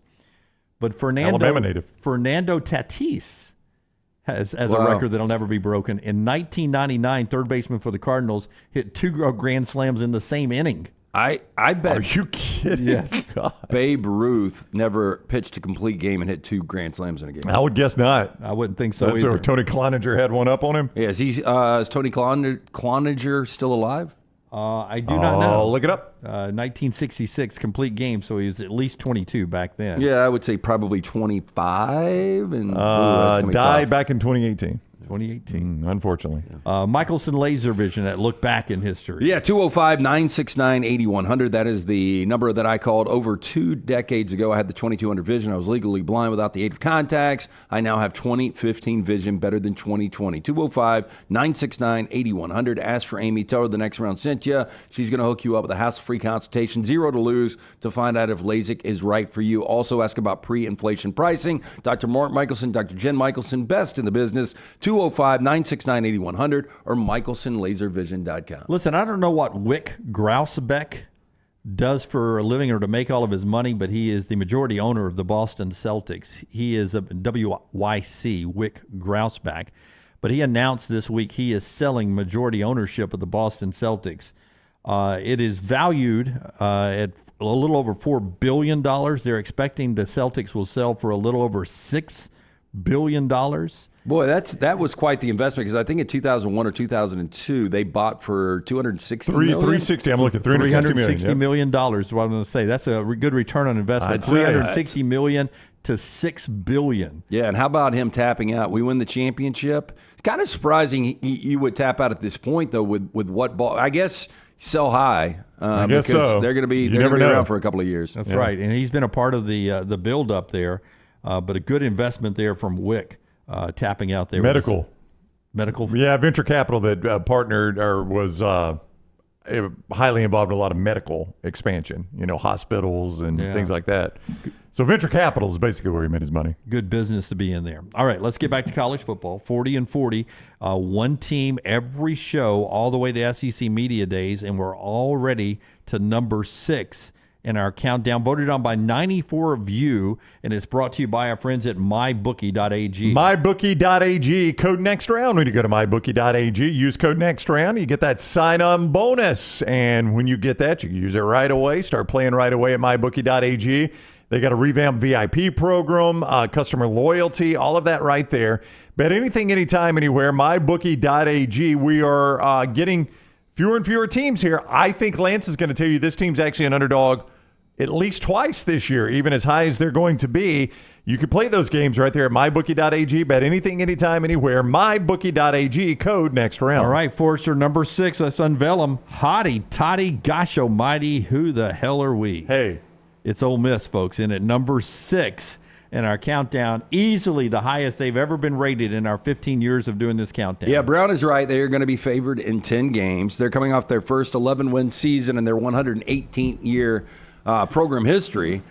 And the expectation for Ole Miss is college football playoff or bust. Absolutely. You look at Jackson Dart going into his 4th year as a starting quarterback. His numbers, completion percentage, yards passing, and touchdowns have gone up every single year. I think when you look at their first 6 games, they're going to be 7+ point favorites in all 6 of those games. Wow. So it is critical that they start 6-0. Here is that schedule, Brown, as you walk us through that. Starting with, their out-of-conference slate is not terrible. good. It's a joke. Only one really complicated road game, or semi-complicated in that stretch Lance is talking about. That's at Williams-Brice Stadium in Columbia, which can be a difficult place to play. But they host their toughest game in that entire opening stretch, and that's Kentucky. They play that in Oxford. So I'm with Lance, up until the LSU game in Tiger Stadium Saturday, October 12th, if this team is not undefeated and somewhat impressive in it, I start to worry about them a little bit. I think, really starting at South Carolina, I think they win that game. I think they're going to be a solid favorite in that game. But outside of that, every game is losable, realistically. Yep. Obviously, at LSU, they're going to be underdogs. Oklahoma, they'll be a slight favorite. At Arkansas, still a difficult place to play. No doubt. We don't know what Arkansas's got. Georgia, they're going to be underdogs. At Florida, at that point, Billy Napier, they could be playing for his life. And then Mississippi State, you never know what you're going to get there. I got a soundbite for you. This is Lane Kiffin back at SEC meetings down in Destin talking about just this roster he's assembled as the best roster he's had since he's been in Oxford, Mississippi. Yeah, this is definitely the best roster. I don't know that it'll be the best team. There's a lot to be figured out with that, and even some of the significant players we have were out for spring. So we'll have a lot of work to do to bring them together to be the best team. A couple years ago we won 10 regular season games, and last year won 11 total games, most in school history. So I do think the roster is better than that, but that's a lot of work to do to be a better team. Keith Carter is the athletic director at Ole Miss, and I told you when they decided to move the Egg Bowl off of Thanksgiving night to Friday, he signed off on it, but he asked the TV partners, ABC, ESPN, for, if we're going to do this for you, moving it to Friday, I would like a consideration on a prime or a featured TV. He'd like them to do him a favor on a kick time. A good TV window. A good TV. Yeah. I don't know. As I'm thinking back, Brownie, I'm wondering, pull up the schedule again. If I asked you, would you want prime time kickoff of a home game against Oklahoma or Georgia? Or would you ask them, in that first big game at LSU, I'll move the Egg Bowl to Friday for you guys if you promise me morning game that it's an 11 a.m. kick at Baton Rouge. Well, it's not, so he didn't get his wish. Oh, they've already got a kick time for that? You've got all the TV windows for Ole Miss. That was prime time last year. Is it not prime time again this year? It is at LSU. No, it's 2:30 last year. Ole Miss LSU. Remember in Oxford? I think it was 2:30 game. Was it 2:30? Yeah, I'm pretty certain because it was a track meet. Yep. I'm almost certain it was the 2:30 game. So is it one of those where it's either 2:30 or prime no, time? This is either 5 or 7. 5 or 7 p.m. obviously. Yeah, and then the Georgia game is either the 2:30 window or the primetime window, 7 o'clock. So that might have been the one they got because Oklahoma's early. Oklahoma is either right out of game day or at noon. I was going to ask you because I think you're thinking like I was, LT. If you're going to do me a favor and I'm going to do you a favor, you're going to give me one back. I think that would have been my ask. I will do this, but let's make sure straight out of game day is Ole Miss and LSU because we're going to be 6-0, and that's going to be a big game for us. That's probably worth the touchdown going from 11 a.m. to a 7 p.m. Yeah, you've seen it at Tiger Stadium. That straight out of game day game is not the same at Tiger Stadium. Well, this is an interesting year. Kiffin in year 5, which is hard to believe in Oxford, but 5 wins to 10 wins, back to 8 wins to 11 wins. If he takes that dip again, goes 9-3 for whatever reason, it doesn't make a college football playoff. Boy, if I'm an Ole Miss fan, I just looking at this schedule. Yeah, I mean, you're going to be favored in 10 games. Well, you win those 10 games, you're in. Scott is showing you Jackson Dart, and that's what we talked about with him just the other day. Is his numbers were fine last year. His issue was against Alabama and Georgia. The 2 biggest games they played were 2 of his worst games, and he can't do that in Baton Rouge and against Georgia, or you are in trouble in the playoffs. Even at 10-2, if there's a glut of 10-2 SEC teams, and you have lost to both Georgia and LSU, your shot of getting in there becomes really, really difficult if you're Ole Miss. That is Ole Miss, and as our number 6 team, number 6 in America, and our next round preseason countdown, voted on by 94 of you and us, brought to you by our friends at mybookie.ag. Code next round when you sign on at mybookie.ag. Get that sign-on bonus. Bet anything, anytime, anywhere with mybookie.ag. Code next round. Mybookie.ag. Code next round. While we're on Ole Miss, can Scott show us the Clarion Ledger tweet from overnight? Yes. I woke up. This is one of the first things I saw this morning from the Jackson Clarion Ledger on social media. Have you seen this? Have you seen it? Read it to him, Brown. Here's how the tweet reads from the Jackson Clarion Ledger. Archie Manning, Ole Miss football legend, dad of Eli, Peyton, and grandfather of Arch. Now you finish the sentence. Passes away peacefully with family at his side. Yes. No, in Metairie, Louisiana. It just says it's 75. It's Archie's birthday. But the Clarion Ledger, I mean, like an obituary. Yeah, it's the first thing I read this morning on Twitter. I opened Twitter. It's the first thing I saw. I was like, why would you not we've put lost Archie. Happy birthday, Archie, and then put in Ole Miss football legend, dad of Eli. I mean, our little T, our social media director, Taylor Korn, her head would explode over that. Arch doesn't need this pub yet. Yeah, but look at this. The picture at least they used looked like he's surprised reading the headline. Wait, did I die? How about him and Herbie, same age? I know. Looks like got some Ric Flair in him. He does have a little Ric Flair in him. You're right. I've never noticed that. Yeah, the Nature Boy. No, that's the first thing I saw this morning. And as I'm reading, I'm like, oh God, we've lost Archie Manning. That's terrible. Yeah.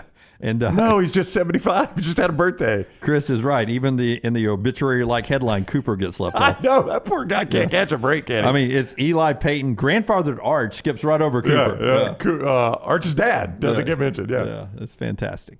All right. When we come back, we'll talk to Buster Olney. We'll talk to him about what's going on in Major League Baseball. A ton of stuff to get to. One more thing in this segment after... Goose is right. If we ever interview Peyton or Eli, Lance could say, your old man died, right? No? No? Clarion Ledger. Clarion Ledger seemed to think so. LT, tell us about New York Butcher. One more thing to do in this segment. Hey, look, you've still got time to get the reservation. They're going to be open until 3 o'clock tomorrow. I've said it. I'm doing some of the homemade brats, some of those homemade hot dogs, delicious hand-patted burgers. Of course, they've got the finest when it comes to the steaks. But the Boston Butt Sale right now, $42.99. Fully cooked, hickory smoked, reservations only. You can pick it up today. You can pick it up tomorrow until 3 o'clock. 2 locations, Jim and that incredible staff. The original in Cabo Heights, Highway 119 in Greystone. The New York Butcher Shop, rare quality, well done service. All right. The one more thing I wanted to do, we talk about food a lot here. We talk about food a lot. And when you have to gain weight as an athlete, we are always envious that they can eat whatever they want. Jalen Hyatt, the big Tennessee receiver who's now with the New York Giants, is only 185 pounds, 6 feet, 185. So they're trying to get him to gain weight.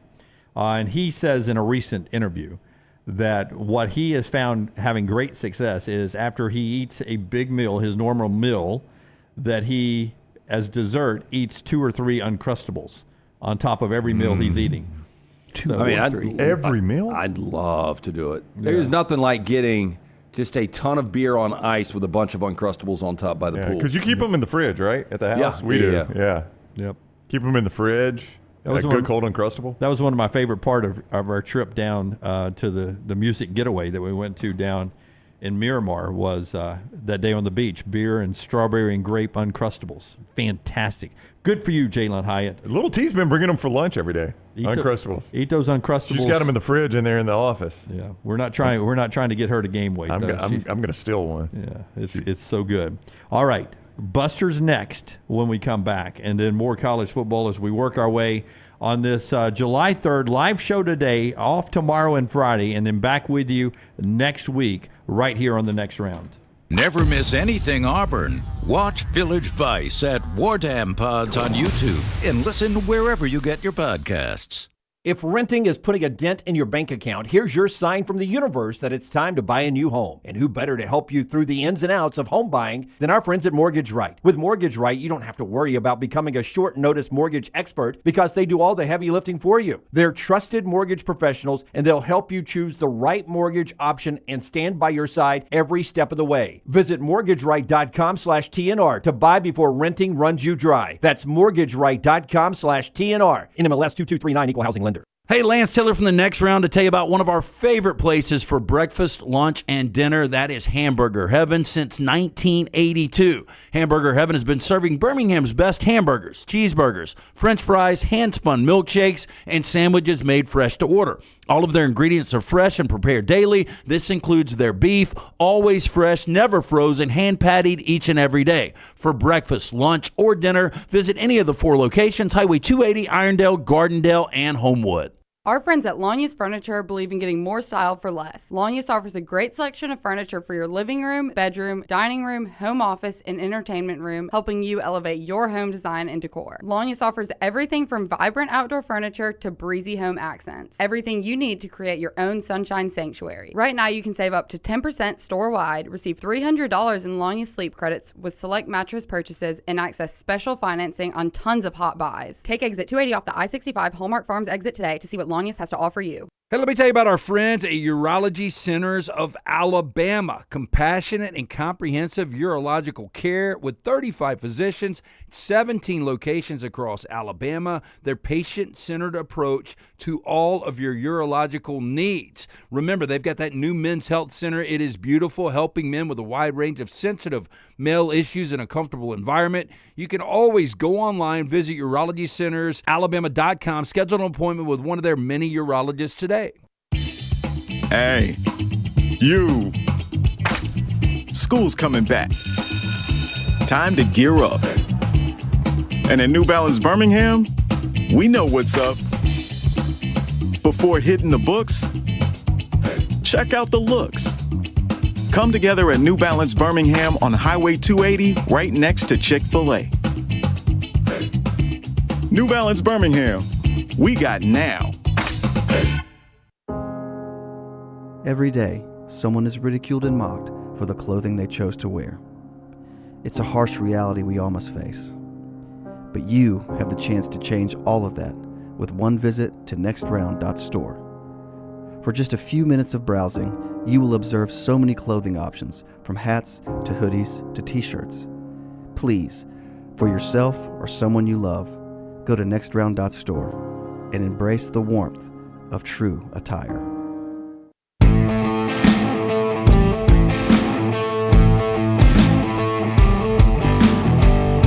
Braves lose last night. San Francisco again tonight at Truist, and then the series with the Phillies this weekend. And I was just talking to E.G., who does the Pennant Grace here, our podcast show. on baseball, and then Anne Marie, our intern, both Atlanta area girls, and they were talking about how much they hate the Phillies. And I was like, it used to be the Mets, or back in my day it was the Dodgers. Yeah. But now it's the Phillies. Let's talk a little baseball, Browning. All right, our buddy Buster Olney is with us. He joins us normally on Thursdays, but obviously a holiday tomorrow, so Buster a day early with us. Welcome in, Buster. How are you today? I'm doing great. How are you guys doing? We are doing fantastic. How much are you looking forward to that series with the Braves and the Phillies, if we could peek ahead just a little bit? Man, I wish we were doing that game on Sunday Night Baseball. I think you've got the Red Sox and you got the Yankees, and you're going to do that. But right now, the Phillies and the Braves, to me, are as intense as any rivalry because of what's at stake, because of what's happened in the postseason the last 2 years. So, and if you're the Braves right now, it feels like that they are on their heels. And the question is, will the Phillies, knock them backward and closer to the Mets? Because that's becoming a thing. Every year on July 1st, we talk about Bobby Bonilla Day. And every year, I'm more amazed the more you look into this story. How big is that deferred payment in Major League Baseball?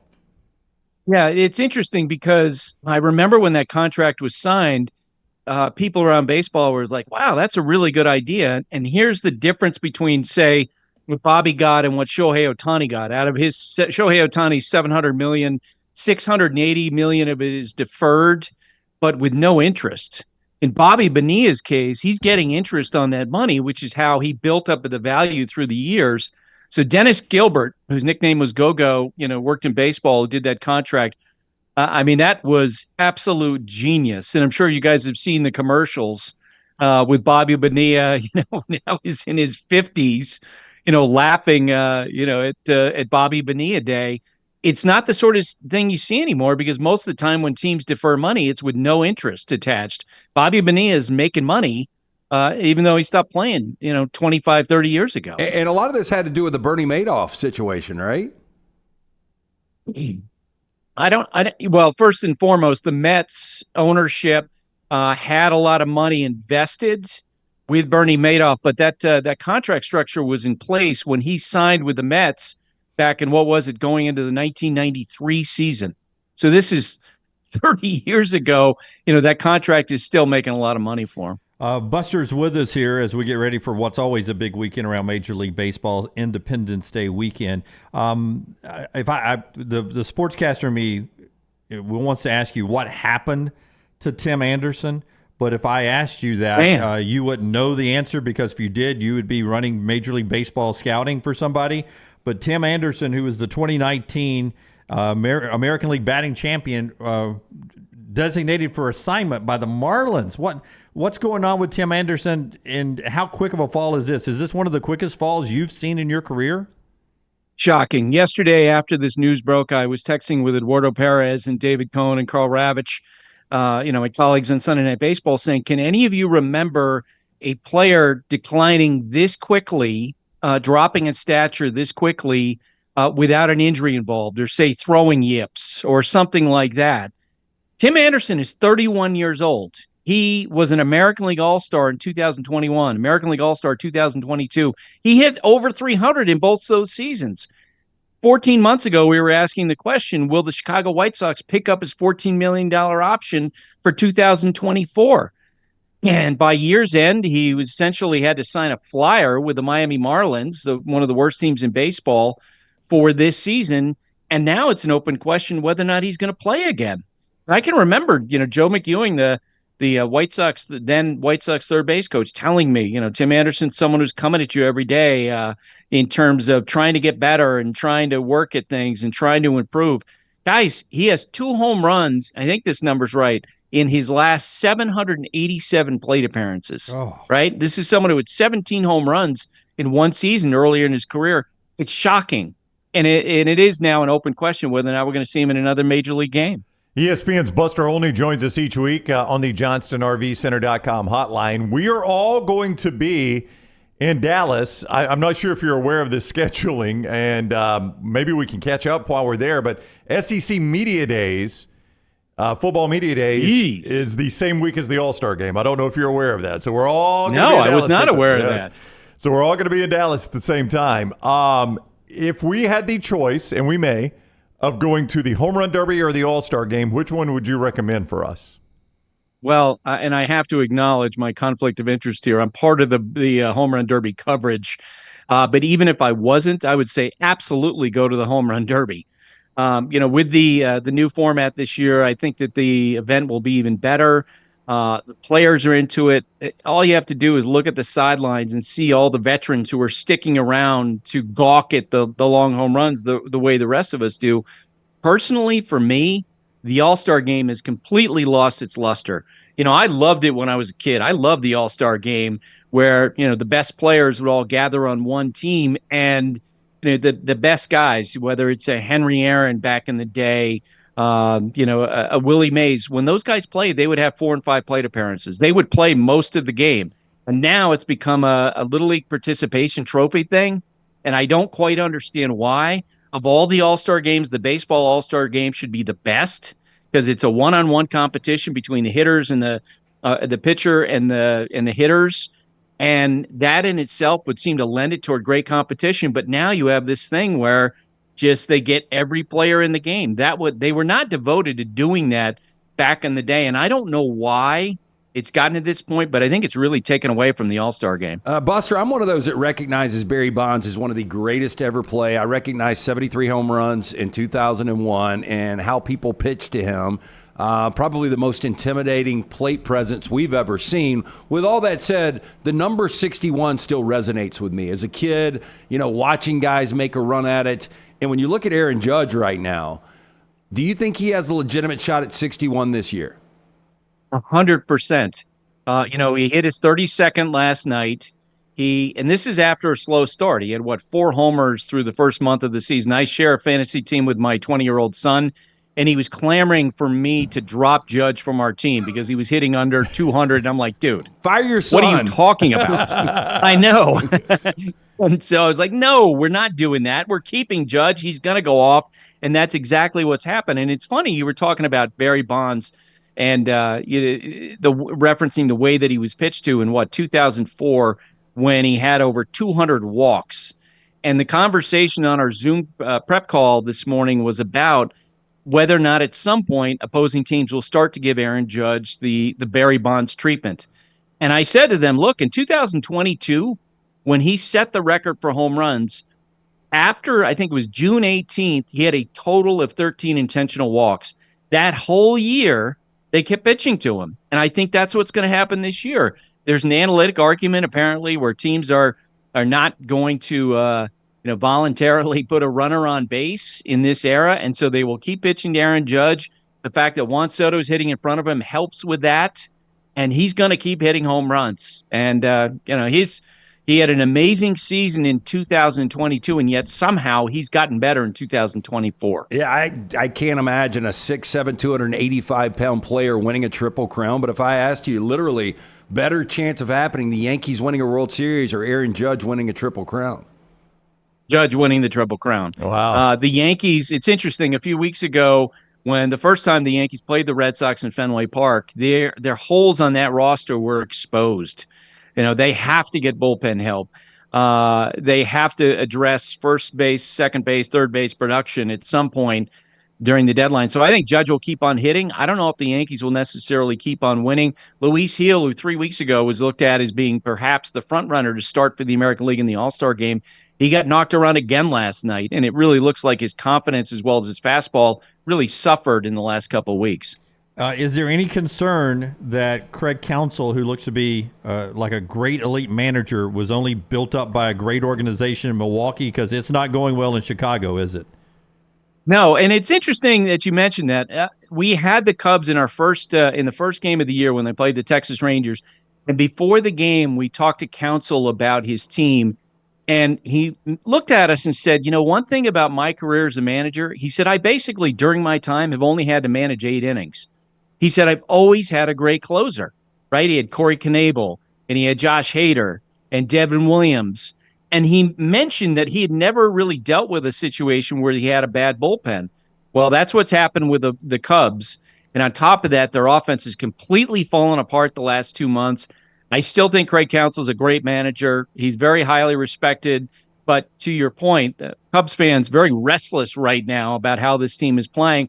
And the way they're going, I don't think they're going to be adding before the trade deadline because every game, I've had players on the team, I've had staffers tell me it's like every day is Groundhog Day and that they just cannot put runners across when they get them in scoring position. All right, we have a saying here in the South. You can take the boy out of the country, you can't take the country out of the boy, right? And we've all lived up to that. For Buster, you could take the boy off the farm, but you can't take the farm out of the boy. Here's Buster's backyard. He sent me this photo yesterday. Buster, beautiful garden in his backyard in Montana. What do we have planted there, Buster? What are you guys growing? You name it, it's back there. We got beans. Now it's zone 4, right? So it's really cold here late in spring, but we've got all kinds of tomatoes. We got all kinds of potatoes because it is up in this area. Red potatoes. We have beans. We have lettuce. We have broccoli. We have strawberries, all kinds of stuff in there. My 2 siblings and my stepdad flew out in late April to help me build those boxes, and I've been wheelbarrowing bluestone around those beds for the last month and a half, and just about at the end of it. But it's been a fun process. You need a ranch hand.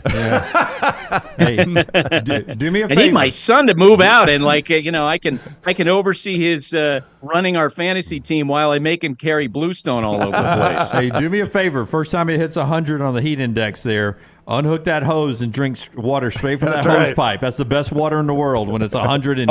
Hey, believe me, I grew up with that for sure. And did you ever? Here's a real question that'll probably be a tipping point and have what people think about you. Did you ever sip water out of one of those tubs that cows drink out of? Oh, no. I certainly did growing up on the farm. No, never done that, Buster. Did you ever do that, Buster? Okay, well, there you go. That whole thing you said at the beginning about can't take the country out of the boy. I think I'd have been fear of hoof and mouth disease if that's how you catch it. I don't know. Did you have to push the cow's head away? Yeah, I mean, were the cows there, Buster, or are you just... Well, they were looking at me funny, that's for sure. Is this only a Southern delicacy? Do you ever eat a tomato sandwich? No, we had them growing up. We loved tomatoes. Okay. I didn't know if that was just... We grew up tomatoes on the farm in Vermont. I didn't know if that was just a Southern delicacy, the old white bread, mayonnaise, tomato. Not just mayonnaise, Perfect. Duke's mayonnaise. You don't need the bacon. The bacon's great, but you don't need the bacon or the lettuce to make that sandwich work. Yeah, a good tomato sandwich in the summer is phenomenal. I mean, little salt and pepper. Buster's going to move back to the South soon enough. Buster, either that or Montana's going to be in the SEC. It's what we've discovered. There are a lot of parallels between growing up in Vermont and Alabama. That's what we've discovered in our relationship with you, Buster. Yeah, I would say in Montana. Right. Though. Yeah. Would you? Well, Gunnar Henderson, as you guys know, comes from a town from Selma, 17,000 people. That is a metropolis compared to my hometown of 400 people, Randolph Center. Yeah, Gunnar Henderson. We'll talk about him next week. We were going to get to that, but we started talking about farming again. Yeah. I mean, All-Star voting closes in like 24 minutes, I think. Yeah, he's safe though, right, Buster, in the All-Star voting? Yeah, in fact, as soon as I'm done talking with you guys, I'm going to finish an article about where people answering the question, how did he drop to 42nd overall in the draft? Because we know he's going to be an all-star, and it's one of the intriguing things about his background. How did he fall so far in the draft, given the athleticism that we see? Yeah, that'll be interesting. So that'll be up at ESPN.com, I presume. Later today, ESPN.com. Selma's on. Morgan Academy is where he went, by the way. Morgan Academy, Gunnar Henderson. So you can see that at ESPN with Buster. Thank you very much, Buster. Enjoy the 4th. We'll see you next week. Okay, guys, that sounds like fun. All right, see buddy. ya. Take Thanks. care. Buster Olney with us on the JohnstonRVCenter.com So hotline. my ex-brother-in-law, Mac, went to Morgan Academy. Yeah, now not the most famous graduate from there. No, and so Gunner's from Selma, Alabama. Yeah, and I was gonna. I don't know if you guys. Nobody responded to the email, but got us back on the calendar at Selma. Quarterback Club. Well, Did you guys not see it? I didn't know I needed to respond. No, you don't need to. Okay, I didn't respond. Well, you'd already told us we were good to go. But okay, Selma Quarterback Club. That'll be appearance number 3. Appearance number 1 is the famous story of Rockstar singing the song about nobody laughing at our jokes. We thought there would never be another appearance. We made appearance number 2, which I thought went better. We got a new venue, too. So 2 different venues. This will be the 3rd venue. Yes. Appearance number 3, Selma Quarterback Club. That's the most, I don't know, Gadsden. How many did we do at Gadsden? It was 2. Was it just 2? So this is the most appeared at Quarterback Club for us. And we're kicking off their season for them. Oh, another season kickoff. Week Rockstar. 0. It went so well last time. Well, last time I was like, you need to do the cricket joke in the Eli Gold voice. I was like, my Eli Gold Maybe is me. awful. Maybe you should just leave me at home. Okay. That may be the way to go. I'm not going to start things off. How about that? All right. By the way, if you want to book us for your quarterback clubs, just reach out to us and we'll come chat it up with you. We have a fun time. Show being brought to you by our man Dr. B. I saw Dr. B yesterday, and the thing I love about Dr. B is he's always got great stories. And he was telling me a story. He would say, you got to read this book, My Right Hand to Goodness, The Life and Times of Crazy Dale Varnum. Have you guys ever heard of Dale Varnum? Heard of Dale Varnum. So Dale Varnum, back in the 80s in North Carolina, a small town, a fishing village in North Carolina, was the biggest drug runner in the United States. How about that? Yeah, and it's a really, really cool story. So not that I read a lot, but I really do want to get this book and check that out. But Dr. B is just a great personality. Not only that, he can make that hair grow back. Again, I went to see him a little over 2 years ago. My hair started to thin when we started to do this venture. I do the non-invasive treatment 3 times a week, 30 minutes each time on the couch. My hair has more than doubled in thickness. Make the phone call that I made, 205-319-0316, t3hair.net for more information. Dr. B also offers a Sensus Transdermal Infuser. This enables Dr. B to get various medicines and therapies into the scalp where the hair follicles are without using any injections. This is revolutionary as Dr. B can pinpoint delivery of a patient's genetically specific products without any needles. Again, 205-319-0316. Schedule the consultation today or t3hair.net. All right, we'll do 4 downs coming up in the next segment, but a little bit more college football here.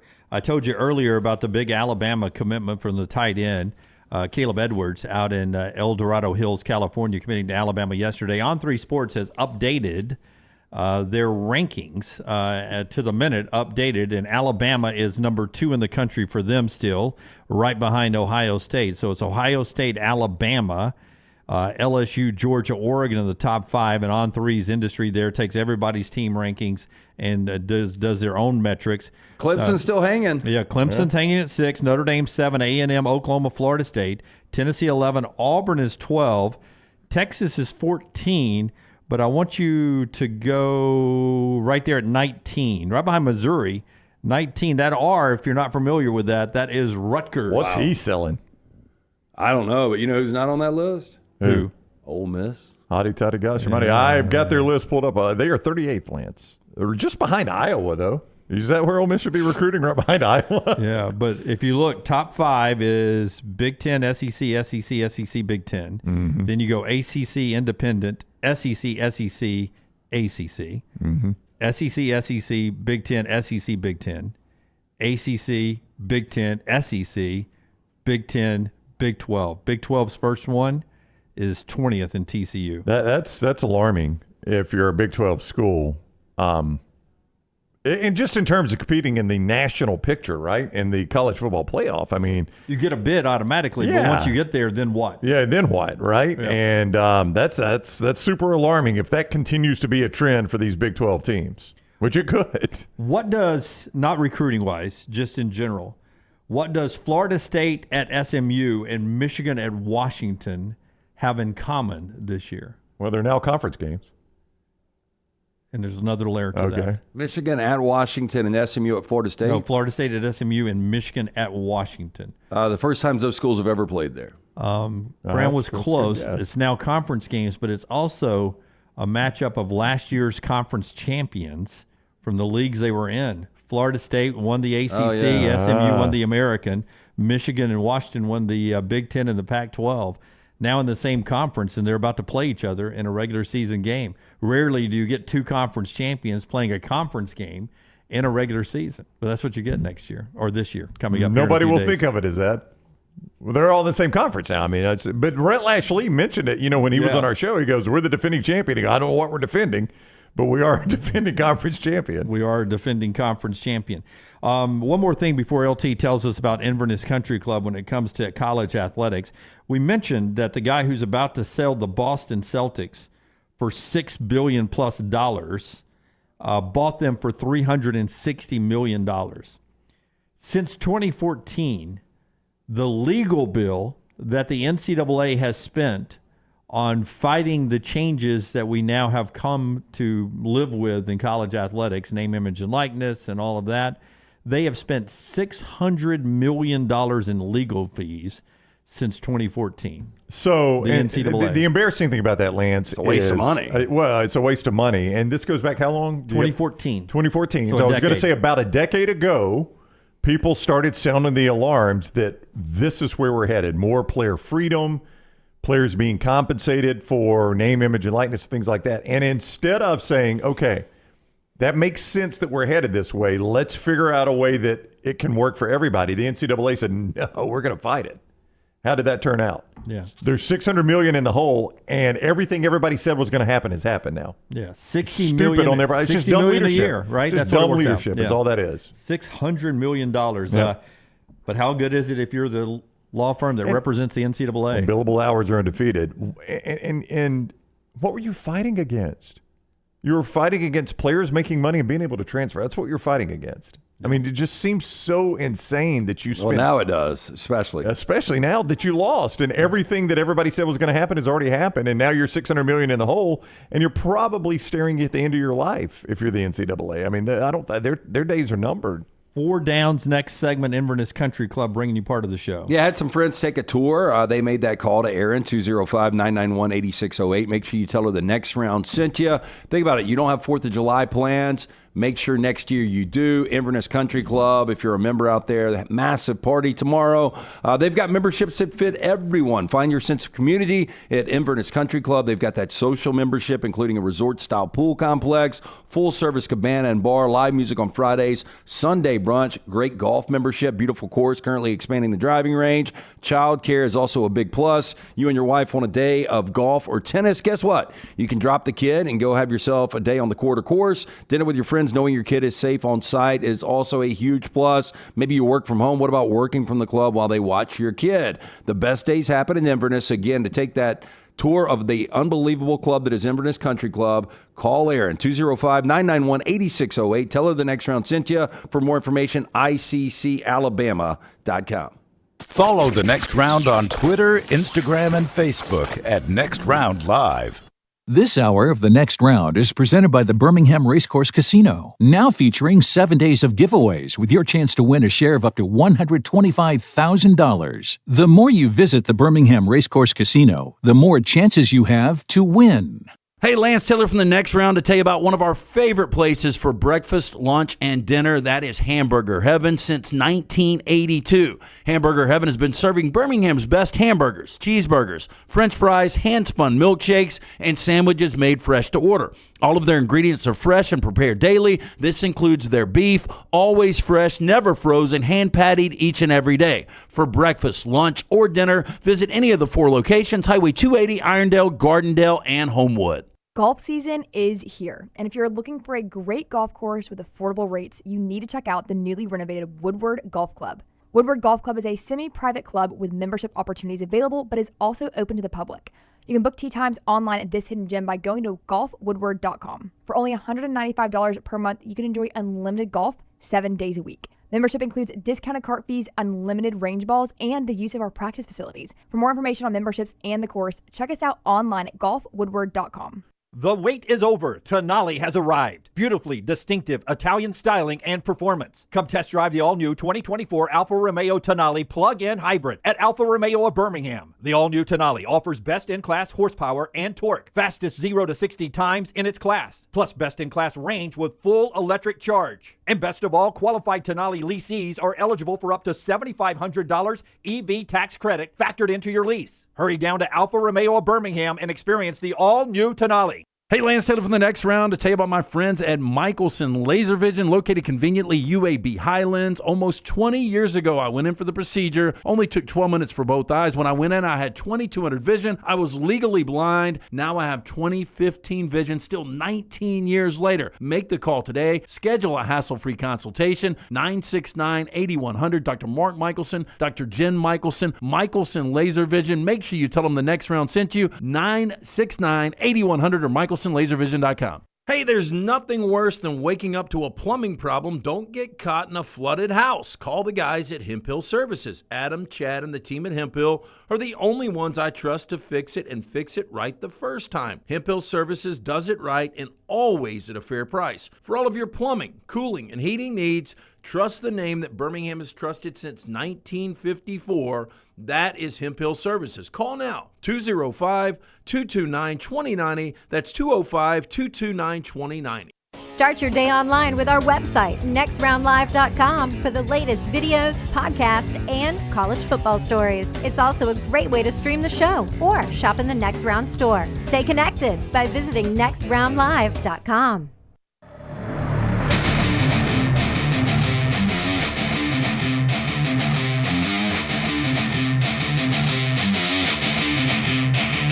It seems like such a Friday. I feel like I should be teasing to a Rockstar's Lounge coming up in the final segment today. What day is your next concert? Friday or Saturday? Yeah, Friday. Friday night. Loudon, Tennessee for the second. It's going to be Loudon. Loudon. You're going to turn up the knob. Turn up the knob. What? What song did you feel like came off the best? God, there's so many classics. Yeah, don't do that to me. I didn't know that they did the damn dance to Fins. Like that, all these people are doing. Fins to the left. I mean, you didn't know that until the actual concert, right? Oh no! And I didn't know the Margaritaville when they say Do they salt. Didn't know that either. I thought I told you that. I think Patrick, one of our guitarists, was like, he's a actual fan, and he was like, "Oh, you're going to see some things because there's people with fake parrots on there." Yeah. I was like, "Oh, this is a lifestyle." Did you see Tony Curry? I didn't see. Do you think there's any upside down pineapples in the group? I searched all. No. Couldn't find anybody? I was like, I'm the hot guy with a headband. Did you not see me?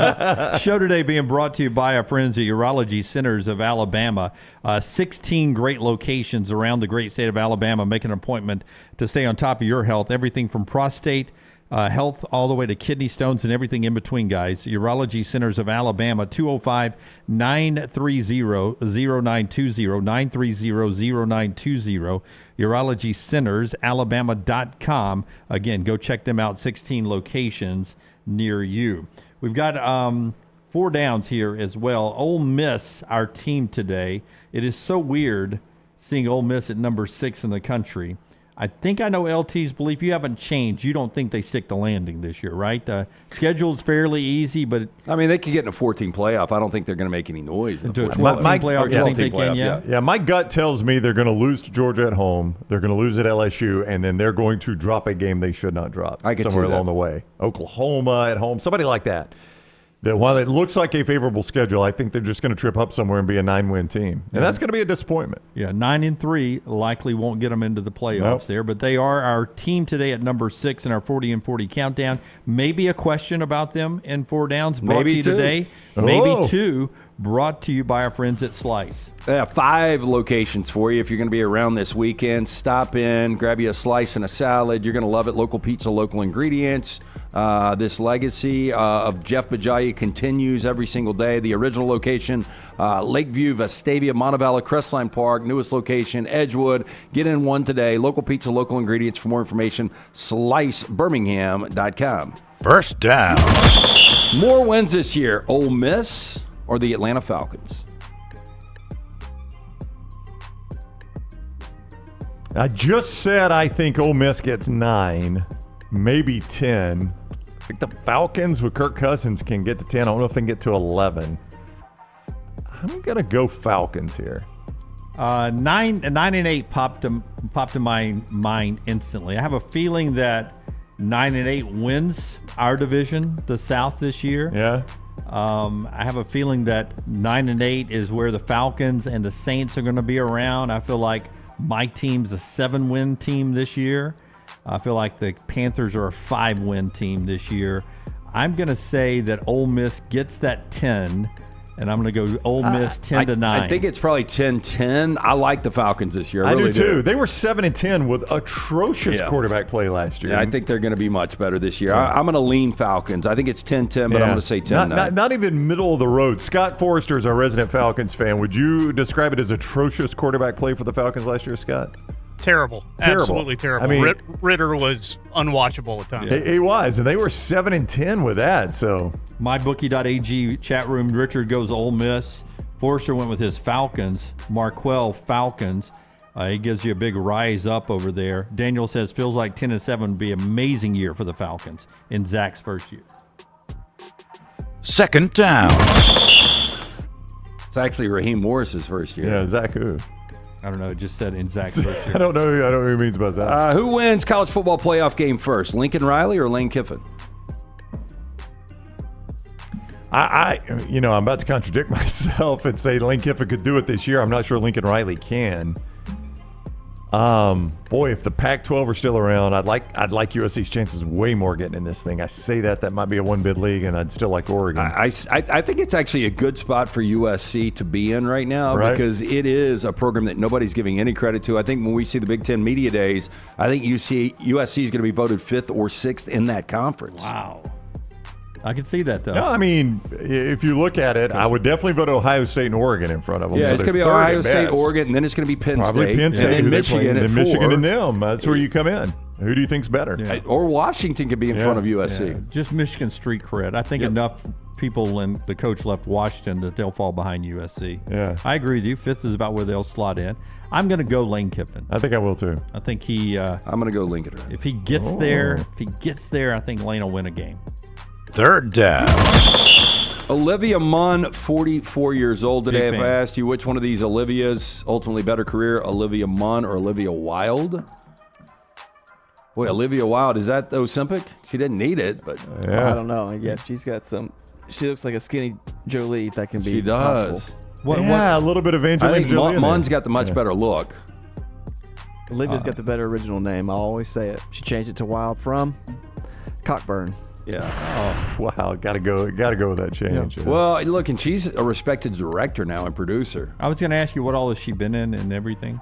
I'm going to say Olivia Wilde because of what you're saying, because of what she has out in front. I don't know what Munn has out in front of her. Booksmart, funny movie. I don't know if you guys ever saw it. Yeah, I haven't really consumed much content from either one of these, to be honest with you. It's a tough one on me. It was light on celebrity birthdays. Until our next one. Olivia Munn used to be, there was a show. It was a guy's show. It may have been called the guy's show, the Man Show or something. It was on FX. She was on, Olivia Munn was Comedy Central for a while. The Man Show was Adam Carolla and Jimmy Kimmel. That was like a long time ago. Okay, she did something where they made her do like the gags, like she had to hop on the back of a motorcycle and one of them would drive them through, and she'd try to catch the weenie that was hanging on the string. The what? Hot dog weenie. So what a string. That's when her dad is like, I am proud of you. That's right. Now how much you got paid? And then she did, it was a gadget show she was on or something where it talked about innovations. That's Munn was on G4, I think. She did video game stuff. So Munn is dating John Mulaney, who was on Four Downs earlier this week. And isn't Wild dating Harry Styles? Yes, because that broke up her and Jason Sudeikis. I don't think they're dating anymore, though. That was a big... God, she's 44 and she was dating Harry Styles? How old is he? No, Like 20? so I think she's 40. I think Olivia Wilde's 40. Olivia Munn on the right is 44. But still, that's 40 to the 20s, right? Yeah, he likes cougars. I don't know. Yeah. I'm going to go Wild, though. I want to see you go are. Wild. But I'm a big fan of Munn. Yeah, I'm going to go Munn. Third down. Fourth down. This is going to be one of our biggest battles of all time. Oh, I can't wait. Here we go. Tom Cruise, 62 years old today. Yep. Tom Cruise, Tom Brady. Ooh. Wow, that's a tough one. I mean, Tom Brady's the GOAT, but you can't. I don't know, Cruz man. has been. I don't know. I mean, you make the So argument good. Cruz is the best actor of our generation. Well, I wouldn't. Maybe You the can make the biggest box argument. office draw. I don't. Successful. Yeah, but most 80s, successful. 90s, 2000s, 10s, I know. 20s. That's I mean, our he's still generation. doing it, right? That's our generation. That's what I'm Yeah, saying. I mean, is multiple generations. I mean, 25 years. He's done it for 50, hasn't he? I mean, who is the best pure actor of our generation then? Big name. Daniel Day-Lewis, is that who you would say? I mean, Tom it depends Hanks. on how artistic you want to Leonardo get. DiCaprio? Leonardo DiCaprio. Yeah. I mean, you've got a lot of guys out there. But I would say Christian Bale. Tom Hanks and Tom Cruise kind of get labeled as the most successful, right? But he's also he's not like a Vin Diesel, not just doing all action. Like, he can act, but just now he's just going, I want to do all these. Yeah. I'm just focusing on Mission Impossible. Chris H is right. Cruz is the biggest star, not the best actor. Now, he's a really good actor because I think he gets underrated. Well, he's transitioned so much to Mission Impossibles, you're not going to give him a lot of credit in these action films. If you watch him in the movie Magnolia, that is, to me, his best role. Yeah, I say it all the time. Valkyrie, it was a movie I was not in on. I love World War II, especially European theater stuff. And I thought there's zero chance Tom Cruise can pull this off. And he was spectacular in the role. It's a great film. Yeah, he didn't even just pull it off for Rockstar. He was spectacular in the role. And it's interesting how they they thought, well, he's not going to be able to speak German. How they did the transition of like, this isn't going to be all in German. It was him writing a letter at the beginning and him speaking German, and then it fades into English. We're like, okay, we're transitioning to English. And it doesn't bother you the rest of the movie. It kind of sets the tone. Like, okay. He was spectacular in that movie. Yeah, Daniel's right on Brady, so I thought that was a good way to set it up for Tom Cruise, not the best actor, but the biggest star. Brady, the biggest winner, not the best quarterback. I mean, again, I think that gets underrated. Everybody's like, he's just some bum. I mean, he had nobody around him, and he won all those Super Bowls. Zach said amazing in Cocktail. I think I said this on the show the other day. I watched Doubleheader. Maddie had never seen The Firm or Cocktail, and we watched those last Saturday night. I loved both of those. Cocktail is so cheesy. Which one do you like better, The Firm? Oh, The Firm is so good. I mean, it's Gene Hackman. Where was Cocktail based on? It was in Jamaica? Jamaica. Yeah. Oh, by the way, I just found out our buddy is still down there. So he sent me this text. Brad Jackson and his wife. Well, here's what he said. He said, this ain't good. He said, we got stuck. We're on the north side of the island. I think we're going to be fine. We will know in the next 6 hours or so. And I said, damn, good luck. You drinking yet? And he sent back 100%. Yeah. I think we're going to be fine is the sentence. That's what he says. I mean, it's a small island, and this is a massive I don't know storm. how you get sick. He told me like 2 weeks ago he was going down. Like, don't you just not go? Yeah. If you don't have that insurance, I don't know. I would take the hit. Rockstar, that's 4 Downs brought to you by Slice. Tell us about Slice. Can you pull up a live radar right now of that hurricane? From the Bajaya Special, the Hot Mama, the Wing and a Prayer, the Soul Pie, unique pizza, local ingredients. Get into the Bajaya Brothers. 5 locations. For more information, slicebirmingham.com. We ask the guys behind the glass, or I do all the time, to do. You know, one of the most random things you could bet on offshore years ago was where the next hurricane was going to hit. Well, it just seems morbid. Oh, yeah, it does. It's almost like being in a death pool. Okay, I mean, look at this thing right now. Which you've been in before. I mean, look at this massive storm. And that's Jamaica. It's hitting right there. I don't care what side of the island you're on. That is insane. Yep. By the way, Cayman's so much better than Jamaica. Oh, really? Yeah. I've never been down there. Yeah. Sustained at least 80-mile-an-hour winds. Man, that is crazy. So then it's going to hit the Yucatan Peninsula, and then it gets back in the Gulf, and you never know then, right? Yep. Then they were talking about how it could possibly, because it's weakened, spin up at the coast and maybe get to Houston. Interesting. All right, we'll do traffic.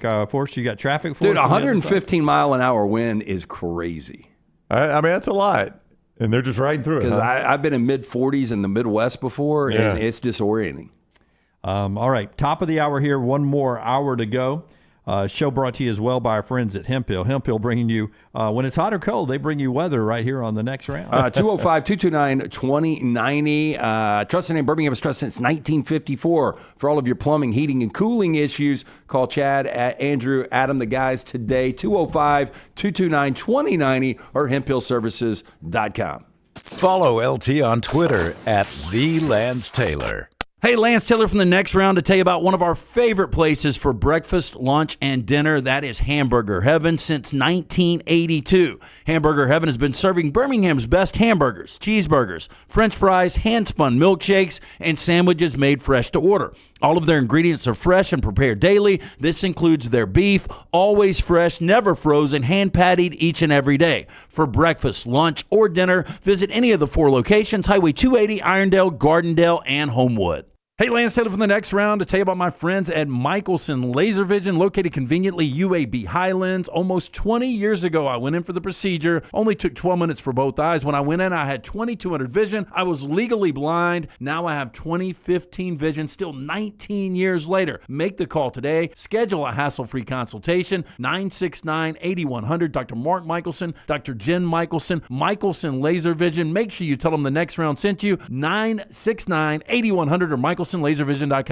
Maybe you follow us on Instagram, Facebook, X, LinkedIn, or TikTok. Well, we're changing the game yet again. Tyler's Telegrams has been developed exclusively for you. Hi, this is the lovable boy you know as Tyler the Intern. I'm a businessman now. I will come directly to your door and tell you every time a new piece of TNR content drops. For the low, low price of $740,000, you can be notified by me, one of the biggest stars of the next round, about that thing you missed. Sure, the rest of those social media services are free, but so is radio, and we all know how well that's trending. Tyler's Telegrams is currently operating exclusively in Bibb County. Other social media platforms are available everywhere. Hey, let me tell you about our friends at Urology Centers of Alabama. Compassionate and comprehensive urological care with 35 physicians, 17 locations across Alabama. Their patient-centered approach to all of your urological needs. Remember, they've got that new men's health center. It is beautiful, helping men with a wide range of sensitive male issues in a comfortable environment. You can always go online, visit urologycentersalabama.com, schedule an appointment with one of their many urologists today.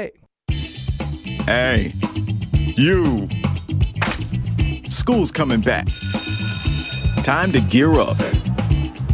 And at New Balance Birmingham, we know what's up. Before hitting the books, check out the looks. Come together at New Balance Birmingham on Highway 280, right next to Chick-fil-A. New Balance Birmingham, we got now. Buying that perfect home is one of the most important financial decisions you'll ever make, so it's crucial that you have the right partner to help you through the process. Hi, I'm Lisa Zeig, Vice President Mortgage Loan Officer for Bryant Bank, and I'm here to tell you that we are that partner, making it easy to buy with confidence. We offer a variety of mortgage products to fit your unique home buying situation. That kind of hassle-free approach might not be what you'd expect from a bank, but it's exactly what you can expect from us. Give me a call today or visit one of our 18 offices across the state of Alabama and let me show you what banking beyond expectation is all about.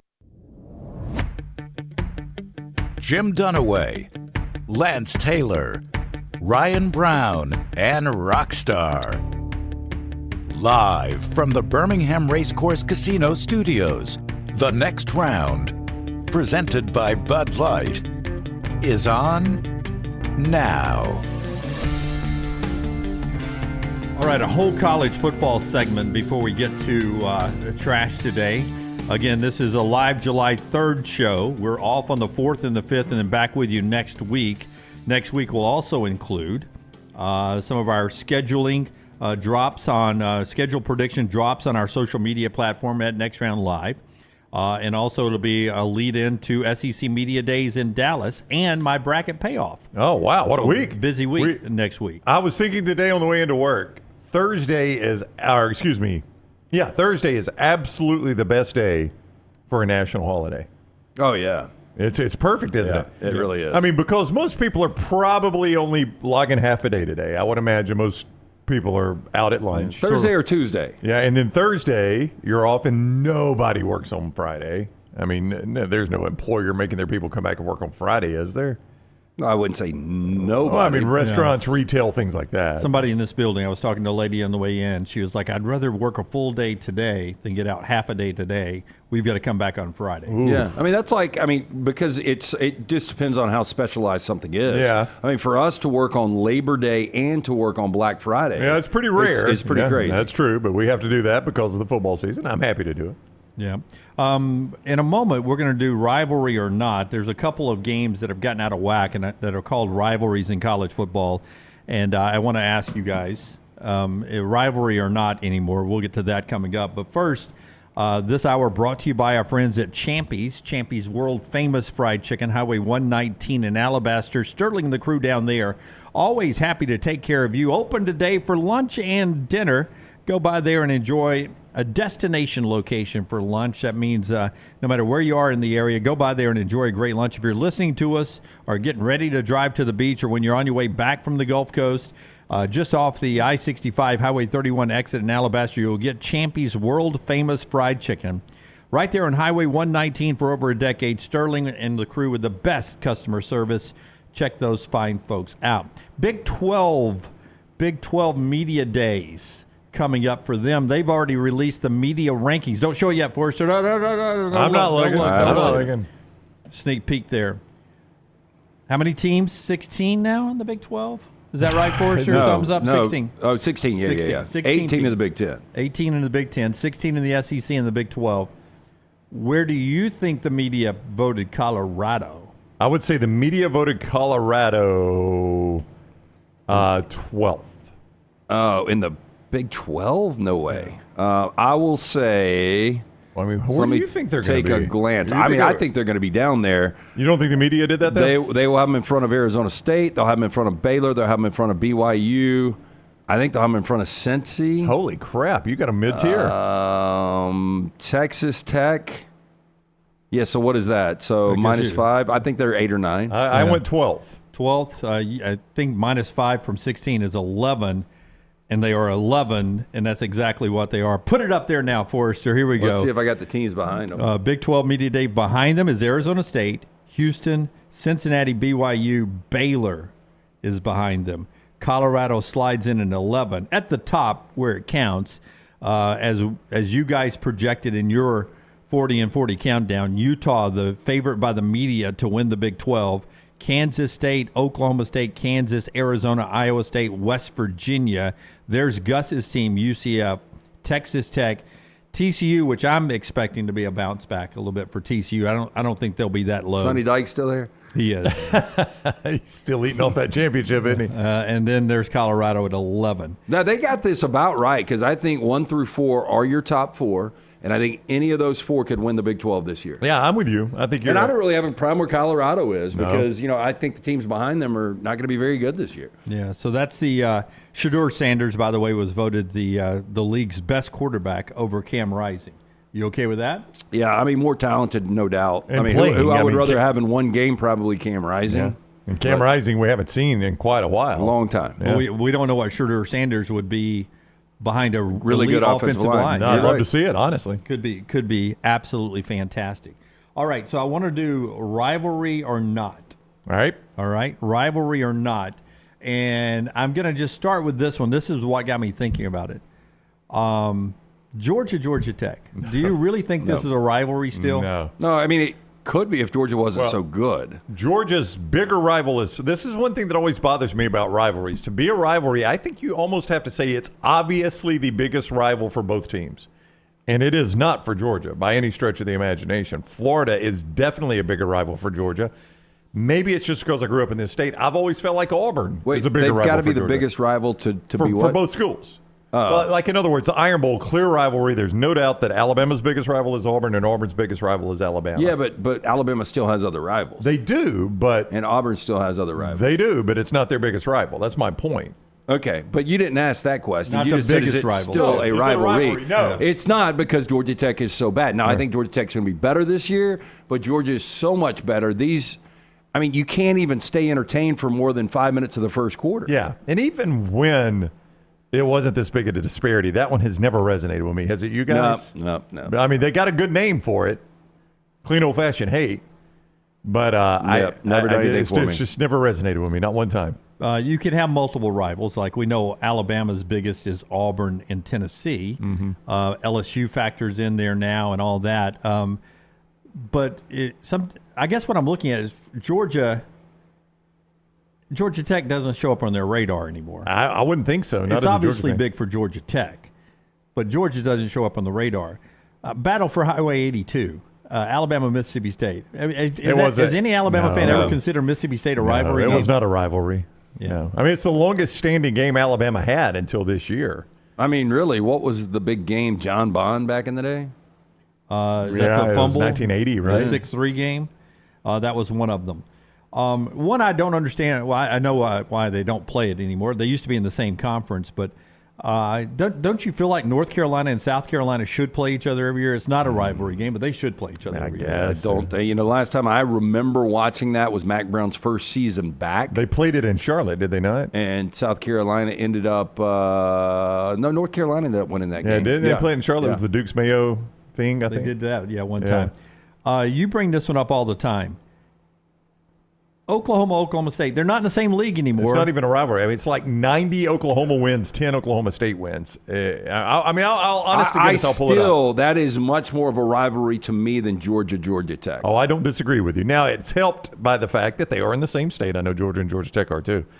But it's helped by the fact that they're in the same state. That helps you a little bit of a rivalry. But, Jim, this one has never been close. I mean, now it's just bitter hate between the two because Oklahoma State, literally they were the redheaded stepchild before, but now they know it being left behind. Yeah, I would say, I think it's 90. I'm pulling it up right here. I think it's 90. It's 91-20. I mean, that's not a rivalry, is it? If it's 91-20, you can't consider it a rivalry. I don't think so. No, I mean, It's not based on that, but it seems like it is. 91-20. What is Georgia Tech? I bet you it's got to be a lot closer. It's a heck of a lot closer. Well, because Georgia Tech was better than Georgia back in the day. Yeah, it is a heck of a lot closer than 90-20. Georgia Tech is 71-41. They're at least only separated by 30. Is that true? Land My Believer over the mybookie.ag chat. Wins versus Georgia since 06. Auburn 3, Georgia Tech 3. I can believe it. Wow. Wow. Well, I mean, if you'll give me two... That sort of blows my theory out of the water. If you'll give me 2 seconds. That's crazy. Since 06, Georgia Tech has definitely only won 3 times in that rivalry, since 06. I didn't know Georgia Tech had won 3 times. You're a little surprised by that? I mean, you remember Paul Johnson now. He had the old hard-to-stop triple option. I would have said Auburn in 18 years 4 times, 5 times. I would have said more than 3. So 2006, Auburn has won it in 2010, 2013, and 2017.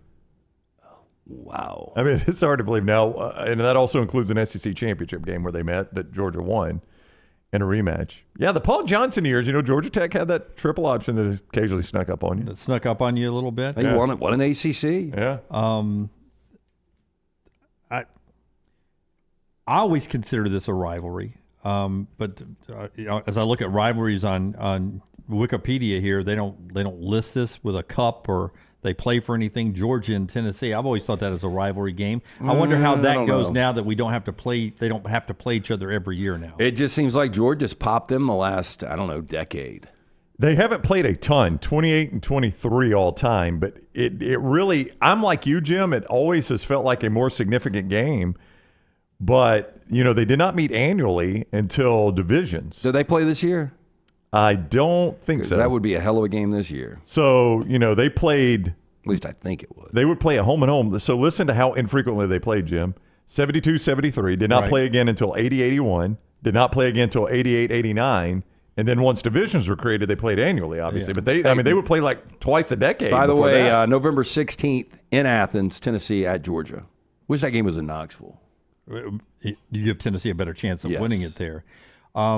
Penn State, Pittsburgh just got where they play again every now and then, right? Don't care. Yeah, it used to be a pretty big game back in the 70s when Dorsett was there, and then Marino in the early 80s. 53-43 Penn State, much closer than you would think on that one. But they had not played for quite a while, 16 years between matchups when they revived it back in 2016. Pitt, West Virginia has always felt a little more rivalry to me than Pitt, Penn State. Yep, 100%. A lot of the ones in the Big Ten, I don't understand. They all play for the jugs or the trophies and things, and they've never seemed like when Michigan and Ohio State's playing for something in the Big Ten against those little teams like Minnesota or Indiana or Illinois, that never felt like a rivalry to me, even though there was a jug or something on the line. Give me your second best Big Ten rivalry. Other than Ohio State? The number one's obvious, yeah. Well, I think the one that jumps out because it would probably be Penn State, Michigan, or Penn State, Ohio State, based on Penn quality. State didn't come to the league till the 90s. I know. Those don't even have a long shelf life. I would say for a brief moment, because D'Antonio had them so good, Michigan State had a little hate to it. that was pretty good. Yeah, just recently, a couple of years ago, under Mel Tucker, it was a big game. That might be your second best one is Michigan State. Yeah. And there are much more. There are a lot more in. So do we consider? If by your definition, I guess Auburn and Georgia is not a rivalry anymore. It's a rivalry. What I was trying to say is the rivalry. If they are 15-3 over their last 18, well, it's hard to argue. It is hard to argue. Are you done with them? There's a bunch of them. How do you feel about? I brought it up only because of the Georgia Tech debate, and at Georgia Tech they used to. I don't know if they still do. They had, I think it was "Go to Hell, Georgia" always on their scoreboard during warm-ups, and I'm sure they don't do that anymore. But and when I went to a game there in the '80s to see Auburn and Georgia Tech play, I walked in and it had "Go to Hell, Georgia" on the scoreboard. That's aggressive. I was like, they're playing Auburn today, right? Am I confused? How do you feel about USC, UCLA, the victory bell? I skipped over that one because I didn't want to sound dumb. Well, I know it's a rivalry, but USC Notre Dame is far far more appealing to me, Lance. Yeah, when we USC haven't seen UCLA and USC both really good at the same time in a long, long time. It's a great uniform game, especially where they wear the home jerseys. Yeah. But it's... I'll tell you one that was competitive, but I never thought it was a rivalry. And when they moved Arkansas and Texas A&M, since they were both in the league, and started playing it at Jerry's World, that was a made-for-TV event to me. I never felt like that was a rivalry. No, I don't. And that was all Jerry Jones, right? I mean, it was just because he lives in Dallas and played at Arkansas. Those were actually good games. It seemed like A&M won the majority of them, but they were really good games. They did seem entertaining. They actually and that's played, about to go back on campus when that contract is up. Yeah. Just rivalry games are good for college football, but there are some of them that I just don't think are rivalries. But that blew my mind that Georgia Tech and Auburn have the same number of wins since 2006. I mean, Georgia has dominated the Deep South's oldest rivalry. Auburn can't win in Athens. I mean, that's what is Auburn's last win in Athens? I mean, obviously they can't beat them in Jordan-Hare either. But they got a much better shot than in Athens. Auburn they do not play well in Athens, Georgia. And who does? Well, not many people anymore, but this goes even back before Kirby, though, Lance. They beat them in 17 in Auburn and 13 in Auburn and 10 in Auburn. Their last win in Athens is 2005. Auburn has not, and they play this game every year now. Every other year they're playing in Athens and haven't won there for... Vince Young and Reggie Bush were still playing college football. Yeah, I mean, since 2005. That's a long time, man. I mean, they are terrible in Athens. That's hilarious there. All right. As we get ready for trash in the next segment, the show being brought to you by our friends at Champy's Chicken. One more thing to do here in this segment, champy'schicken.com. Always got a little extra for you when you go by there. The fried chicken is brined overnight. You cook. It's cooked to order when you walk in there. That's what Sterling does to you. Great sides, but don't forget the Mississippi Delta recipe tamales. Just a great meal, perfect for tailgating too, including those hand-cut chicken fingers, all right there at Champy's Chicken, Highway 119 in Alabaster. I wanted to bring up Big Ten head coaches' pressures. Jesse Simonton did a story here for On 3. Before you show it, Forrester, as you mentioned Lincoln Riley, Dan Lanning's going to have a good year. Ryan Day with whatever he has. Without Harbaugh in the league, where do you put those three coaches? Are they who's the best coach? If you're ranking coaches. Best coach? Yeah, not under the most pressure. Who's the best coach in the Big Ten now? I'd probably say Lincoln Riley's the most proven. He's the most accomplished. Most accomplished, I guess. Yeah, that's a better way of saying it. Then Ryan Day. Then Ryan Day, then Lanning. So you go Riley, Day, and Lanning as the best coaches. Now, but let's do it this way. You're starting a program and you get one of those guys. I go Lanning. Would you? Yeah. I think I would go Lincoln Riley. I'd go Ryan Day. Yeah, we could start our own programs. Yeah, but we're not even going to fight over coaches. I mean, the fact of the matter is, Ryan Day's lost like 5 games. I know he's won a few big games, but when you really start to look at this, Lincoln Riley won a ton of Big 12 championships. Yeah, he just couldn't win when he got to the playoffs. He couldn't win. The same with Ryan Day. I mean, Ryan Day really hasn't had a lot of success in the playoffs. He hasn't won that national championship yet. And Dan Lanning, I mean, it's so abbreviated with him. Yeah, it's just hard to judge. I mean, his big game was obviously Washington last year, but I do think that they got better as good as they were in year 1 to year 2, and if they get better this year, they'll be in a college football playoff. That was such an entertaining game, Oregon and Washington last year. According to Jesse Simonton, Dan Lanning comes into the season with zero pressure on him. He's 13th on the pressure list of Big Ten coaches. I would agree with that.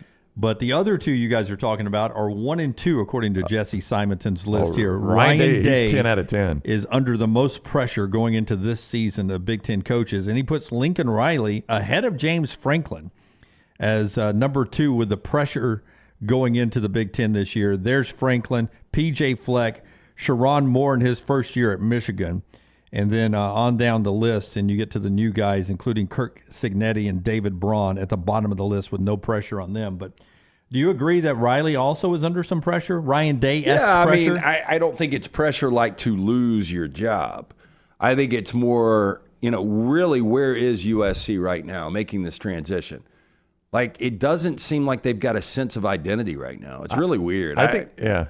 I mean, I kind of knew where they were with Clay Helton. I thought I knew after year 1 where they were with Lincoln Riley. Hey, you got to get that defense better. It didn't get better. I mean, but Day is a 10 out of 10, right? Oh, yeah. I mean, it's a 10 out of 10 on the pressure scale. I think the top 3 are right. I mean, Day is, you've First of all, I don't understand number 7 at all. What is that? Kirk Ferentz? I mean, he should. That guy's done an incredible job They had at 10 Iowa. wins last year, didn't they? Yeah. They have 10 wins almost every other year. Yeah. I'm a little surprised at PJ Fleck at 4 too. Well, they paid him a lot of money, but Minnesota, I just don't know what the expectation should be in this newly expanded Big Ten. I mean, they're never going to win the Big Ten, ever. That's from Jesse at On3 Sports there, the pressure cooker of the Big Ten going into this year. All right, when we come back, LT has trash for you as we get you ready for the holiday weekend. Don't forget, tomorrow on a holiday, on July 4th, we're not here, but you get an all-new live Pennant Grace happening tomorrow with Ush and Emily Grace McWhorter. EG will be from, I think she has tickets to go to Braves Phillies this weekend in Atlanta. Oh, how about that? I think she's making a trip over there. Good I don't for know if her. Ush is going there. I don't know if they're doing a remote from the stadium there at Truist or not, but a live 12:15 tomorrow, a live Pennant Grace, normal time, normal day, even on a holiday for that happening tomorrow. We're back in a moment right here on TNR. Follow Brownie on Twitter and Instagram at ryanbrownlive. This hour of The Next Round is presented by the Birmingham Racecourse Casino, now featuring 7 days of giveaways with your chance to win a share of up to $125,000. The more you visit the Birmingham Racecourse Casino, the more chances you have to win. Stop by the New York Butcher Shop and pick up the finest in certified Angus prime beef steaks and burgers, premium pork chops, ribs, and all-natural chicken cut to order just for you. Their chef-prepared entrees and side dishes are the perfect dinner-to-go choice for your family and are ready to heat at home. With a great selection of fine wines and desserts, the New York Butcher Shop is your one-stop dinner shop. 2 locations to serve you, Cahaba Heights and on Highway 119 in Greystone. The New York Butcher Shop, rare quality, well-done service. Hang out with the Next Round on the go. Whether you're driving to work, running errands, sitting on the beach, or you just need a break from the real world, we can keep you company. Check out the Next Round, Mystery Fifth Hour, and our other shows on your favorite podcast app. We'll meet you there. Our friends at Lawn Use Furniture believe in getting more style for less. Lawn Use offers a great selection of furniture for your living room, bedroom, dining room, home office, and entertainment room, helping you elevate your home design and decor. Lawn Use offers everything from vibrant outdoor furniture to breezy home accents. Everything you need to create your own sunshine sanctuary. Right now, you can save up to 10% store-wide, receive $300 in Lawn Use sleep credits with select mattress purchases, and access special financing on tons of hot buys. Take exit 280 off the I-65 Hallmark Farms exit today to see what Lawn Use has to offer you. It's time to pull the trigger on the Next Round merch that you've been eyeing. We know there's a lot to choose from at nextround.store, so here's a few of our favorite picks. If you want to match LT and Brown, go with the TNR logo hoodie and throw in one of Dunaway's favorite hats. Any of them will do. The Backroom's go-to is the classic logo t-shirt, while my personal favorite is the light blue TNR crew neck. All of these items can be found at nextround.store and are EG approved.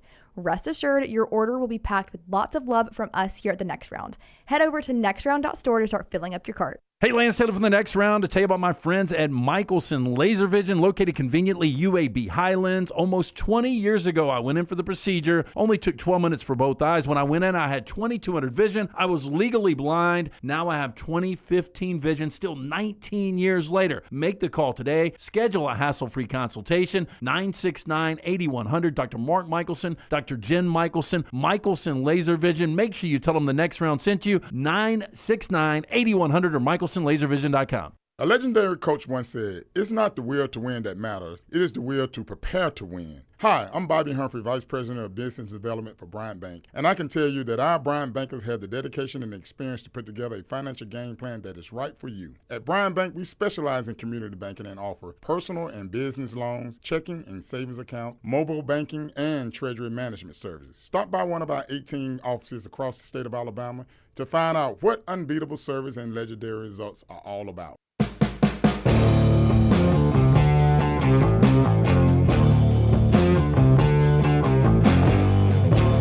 Show being brought to you in part today by our friends at Way to Wellness, your journey to healthy living.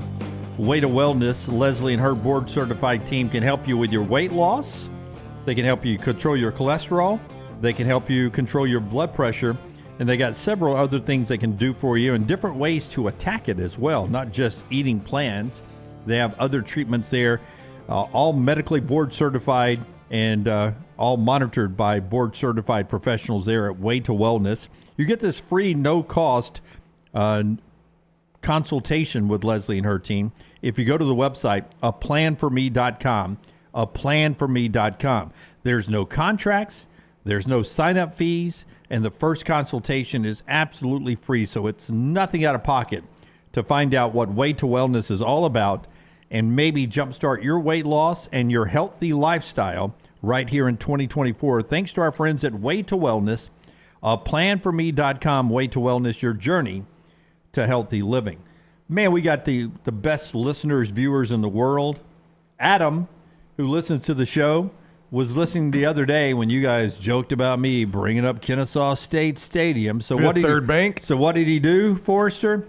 He went over, drove over to Kennesaw State, went and put one of our stickers up inside the stadium there. Well, good for Boy, him. that place looks worse empty.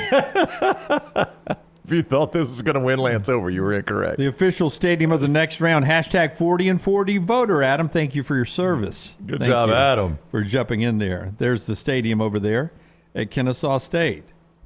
Woo, go get a mouse. I don't like, all right, the top right photo, the way they chop up the press box like that. It's kind of a chintzy look. Yeah. Look like they've got shipping containers and just put them up on some poles. It looks like a small European soccer stadium. Yeah, you know, like those As opposed soccer, to a small southeastern football stadium. Those stadium. soccer stadiums, like that soccer stadium you see in Europe, where people's houses are, like they have to walk through their house to get to the seats. That's what this stadium. Yeah, if looks Ryan like. Reynolds owned this team, I'd be like, okay. Yeah.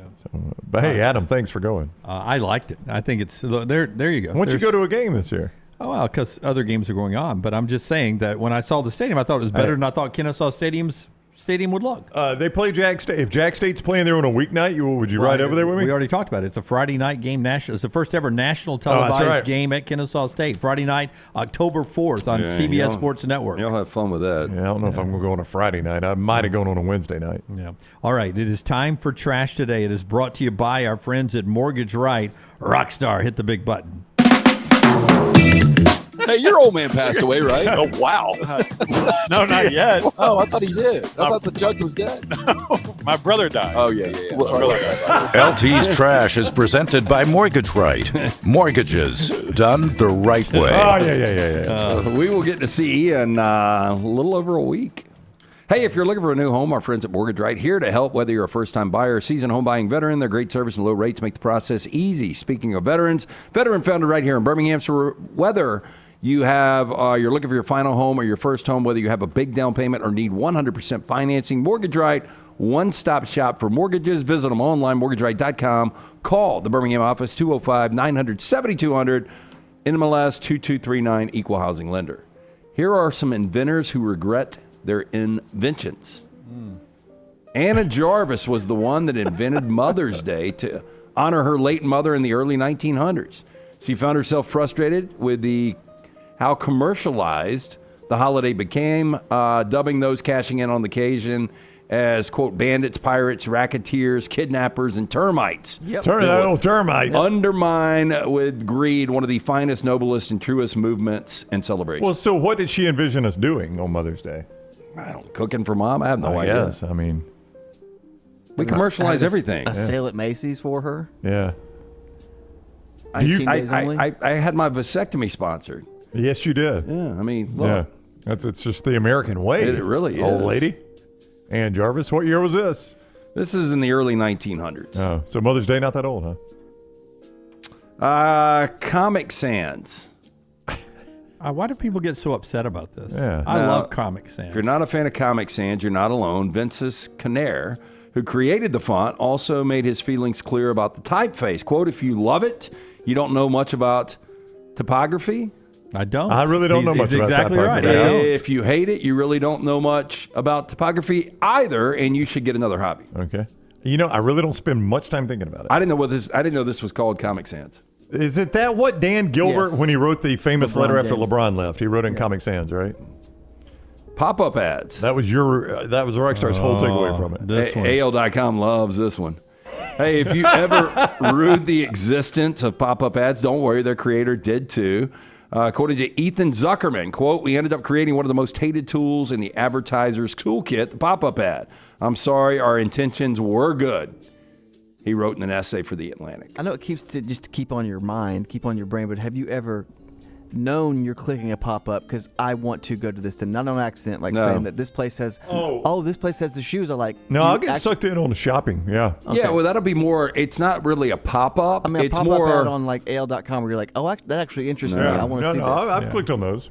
No, I've done it. To what you're talking about, maybe Lance. I'm on a site that I like it, and maybe it'll come over here and it's like showing me 30% off of this, and I'm like, oh, I'm already on this website. Well, let me look at the 30% off sale. Every website in the world now, you have to accept their cookies first. So I just do it. Oh, I do too. I don't even really know what I'm doing. I need Lunceford to explain that to me one day, but I just accept all cookies. I like cookies. Well, I do cookies like does sound like a good thing, but it's not, right? I don't know. Yeah, I think it loads up my computer, but I'm the one that gets hacked all the time, but I do accept them all the time too. By the way, update on that after we're through with this story. I'll give you on your Bitcoin? Yeah, I got some advice from our friend Kelly. I want to hear it. Yep. The Labradoodle.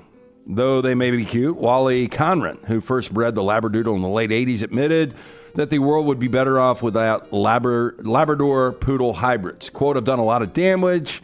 I've created a lot of problems. There are a lot of unhealthy and abandoned dogs out there. Oh, if they're unhealthy, that's sad, but I think they're cute, sweet-looking dogs. But there's more than just Labradoodles. Like the Poodle's getting on with everybody now. Oh, there's the Golden Doodle. Yeah, there's a Golden Doodle. There's several other doodles, I think. So why did they Aussie Doodle? Yeah. Why did they do that? Just for the hair, the fur, the curly? They don't really shed. Boy, they do when they swim in my pool because a lot of people have those. Finally, the polygraph. They swim in your pool. The polygraph's a bad invention? The inventor of the polygraph, Jon Lunceford, hated it so much he called it, quote, Frankenstein's monster. How often are they used anymore? Because they're inadmissible in court. Yeah, I mean, it's just... and what does it prove? Like I said, I'll take a polygraph. Because I don't think anybody thinks they're 100% accurate. So even if you fail one, you're like, that's the thing. Like if you took one and you failed something, I'd be like, I'd still have a shadow of a doubt. Yeah. I would still believe you. Yeah. A restaurant in Pennsylvania filed a civil lawsuit against a customer after he left a $3,000 tip for a waitress, but his kind gesture wasn't as simple as it first seemed. Now, the staff at Alfredo's Cafe in Scranton, Pennsylvania were left stunned in June of 2022 when the customer, Eric Smith, left his huge tip after coming into the cafe and ordering a stromboli. Now, the meal only cost $13.25, so his server, Mariana, understandably became emotional when she saw how much he had tipped. Quote, it really meant a lot to me because everyone's going through stuff. It really touched my heart. I still can't believe it. I'm still in shock. Now, wanting to make sure the money hadn't been left by an accident, Matt Martini, what a name, of Alfredo's Cafe went out to verify the figure and collect additional ID from Smith, who had written Tips for Jesus on the check. When Martini asked about the note, Smith explained that he had been inspired by a social media trend known as Tips for Jesus and decided to get involved after experiencing Lambert's hospitality. In spite of Martini's efforts to make sure the tip was above board, the situation took a turn for the worse. A few weeks later, when the cafe received a letter to say Smith was disputing the charge for the tip. Wow. After doing it for Jesus, you go back and dispute it? Since Alfredo's had already given the $3,000 to Lambert, they were forced to repay Smith out of their own pockets. They attempted to communicate with Smith on Facebook, but ultimately decided to file a civil lawsuit against the customer. I hope they collect on this, too. I do too. Yep. Hashtag tips for Satan. I will give I'll give Alfredo's Yes. a lot of credit for not taking the money back from their employee. Yeah, I would agree. I mean, I don't know legally if they could. Yeah, I don't know how that works. Good job by Mr. Martini there. Speaking of cafes, a cafe owner who was forced to close her business after locals complained about the smell of bacon and noise of teacups has finally reopened. The smell of bacon's fantastic. Who complains about bacon? Emma Els was left devastated when she had to close the Caddy Shack Cafe and make 8 staff redundant following a storm in a teacup row. Local residents around the cafe moaned that the noise from her business caused, quote, unacceptable harm to their standard of living. Oh, my God. They claimed the sound of clinking teacups and rattling of silverware in particular was ruining the tranquility of the area. Creek would be good for them. So she reopened, right? She had to move. Okay, so... All right, this is the neighborhood where it's at. That's her original location. Uh-huh. That's where all these people were hearing clinking glasses and smelling bacon. BS. No, they had So one she person moved there. 100 yards this way. And everything's fine now? Yes. So this much distance can takeaway bacon, and the clinking cutlery. Well, she looks like she moved to a better location. They tore this down. I'm going somewhere in early August, and I was looking at the Airbnb, and they have on there, if you have any noise whatsoever after 10 p.m., this is on one, you will not get your security deposit, and you will be, the deal will be terminated. You'll be evicted immediately. Jeez. I'm like, how can you enforce that? Immediate eviction. I mean, didn't we have a situation when we were in L.A.? Several. You mean with the Airbnb where we stayed? I forgot there was something we found. What did we find? Well, the hot tub was like hot tub time machine, right? Yeah, there was something we found on the counter. What was it? We had to alert them. We found. It was a joint or a cigarette. or something. Yeah. It was the remainder of a marijuana cigarette, Jim. I think we called those roaches back in the day. Yes, we had to alert them that ain't ours, and we don't know who's been in your house. And there were some other things. Did they charge us full freight though? No, they actually refunded us some. They were quite nice about it. And listen, I was the one that was kind of the go-between. The pool water was not as it appeared in pictures. We got there, it was very creek-like. So here's what I did, and listen, everybody's got to handle this stuff differently. But I was like, look, you guys, I get it. You're trying to make a buck. I'm not going to put you on blast publicly here. Could easily do that. I'm not going to downrate you, but here are the issues we had. And they came back and they said, we appreciate it. We appreciate you not putting us on blast. Here's the refund. And I think that's a fair way to handle it, isn't it? That's the best way to handle it. Yeah. I mean, you could go just tear them up and then they're done as a renter. So I think that our ages on certain things should be revised a little bit. Okay. Like, I really don't think 16-year-olds should be able to drive. Oh, really? I know it's easy for me to say that now. I just don't think they're the best drivers. But now a new law allows for not 16-year-olds, but 14-and-a-half-year-olds to drive to work in Iowa. Well, I was going to ask you, so you think as we get more away from the wagon and farming and horse riding of yesteryear, it seems like kids do grow up faster, but you're saying to push 16 even deeper, not I not think the other physically way. and mentally, a lot of kids aren't prepared to drive at 16. Now, I will say in more rural areas like Iowa, then it makes a little bit more sense. Not as crowded like, roads. I mean, how comfortable are you guys with 16-year-olds on 280? Well, that's where my oldest learned to drive was on 280, and I feel like she could handle that. She could handle anywhere. Well, that's where they cut their teeth. But, man, I know as a 16-year-old, I had an accident. The majority of 16-year-olds just over the years, it seems like, have had at least one accident. I mean, just look at the insurance you pay for your 16-year-old, and it shows you that not cheap. It's big money for the insurance providers. But I will tell you, LT, you know me, Brown will tell you when I ride with them, I overreact badly to people swerving into my lane.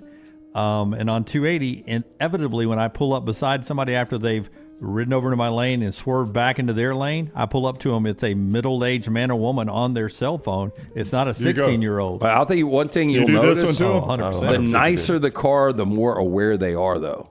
I would tend to agree with that. Like most of the time, the car that is swerving over into your lane already has a couple of dents and scratches on it. Like if you see somebody that's missing like a fender, you're like, they don't give a rip. Yeah, I'd rather not go up beside them. Yeah. I'll go up beside, if somebody's in a G-Wagon or something. That's right. They're going to be more aware because they don't want to. But if they look like a lapped Ernie Irvin car, you're not going to pull up next to it? Yeah, if they're just out there for points. New Iowa legislation, it took effect this past Monday, July 1st, now allows students within the state to obtain a driver's license for work at the age of 14 and a half.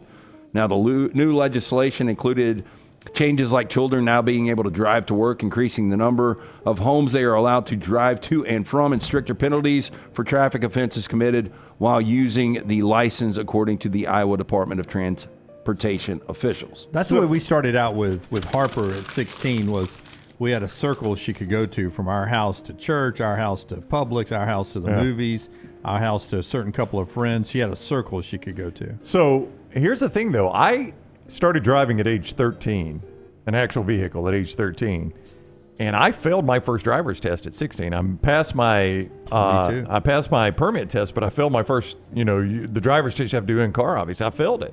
And I'd been driving since I was 13. And I knew what I was doing. I just got caught in the technicality on the driver's test. Yeah. But I mean, I had a wreck when I was 16. I totaled a vehicle. I was 16 or 17, but I haven't been driving long and totaled my first vehicle. So I'm so old we had to parallel park, and I'd do that. I hit the cone. Yeah, we did that 3-point turn. 3-point turn, yeah. We didn't have to parallel. Mine was a tricky road situation, and that one thing failed me. That was the only thing I messed up on. And I guess you got to be perfect in a driver's test. I don't know. But I hear a lot more now kids that turn 16 that don't even want to take their driver's test. You don't even have to take it, though. No, you don't. You do driver's ed, right? Yeah, once you pass driver's ed. Now, Jack got his license back in, when did they get out of school? May. I had Butch Barker. Coach Barker was my driver's ed teacher. And there were 3 of us that already had our license, and we were doing it for insurance purposes. Back in the day, I don't know if this is true of all insurers, but if the kid took driver's ed, you could get a discount on your insurance. So our parents made all 3 of us take driver's ed, but we already had our license. So he's like, look, I'm going to put you in the group together that drives. Y'all are just doing it for insurance. So you know what we did? We either went to get breakfast or we ran his errands. Like he'd have to go to the power company and pay his power bill. Because he was like, you guys already know what you're doing. You're just doing it for insurance. So I'm not really going to make you do anything. Yeah. Oh, it was a blast. Our driver's ed teachers just made us drive to Hardee's every morning. That's what we would do. We'd go to McDonald's or Hardee's, or like I said, we'd take him to pay his bills, or we'd just tool around for an hour and come back. Great.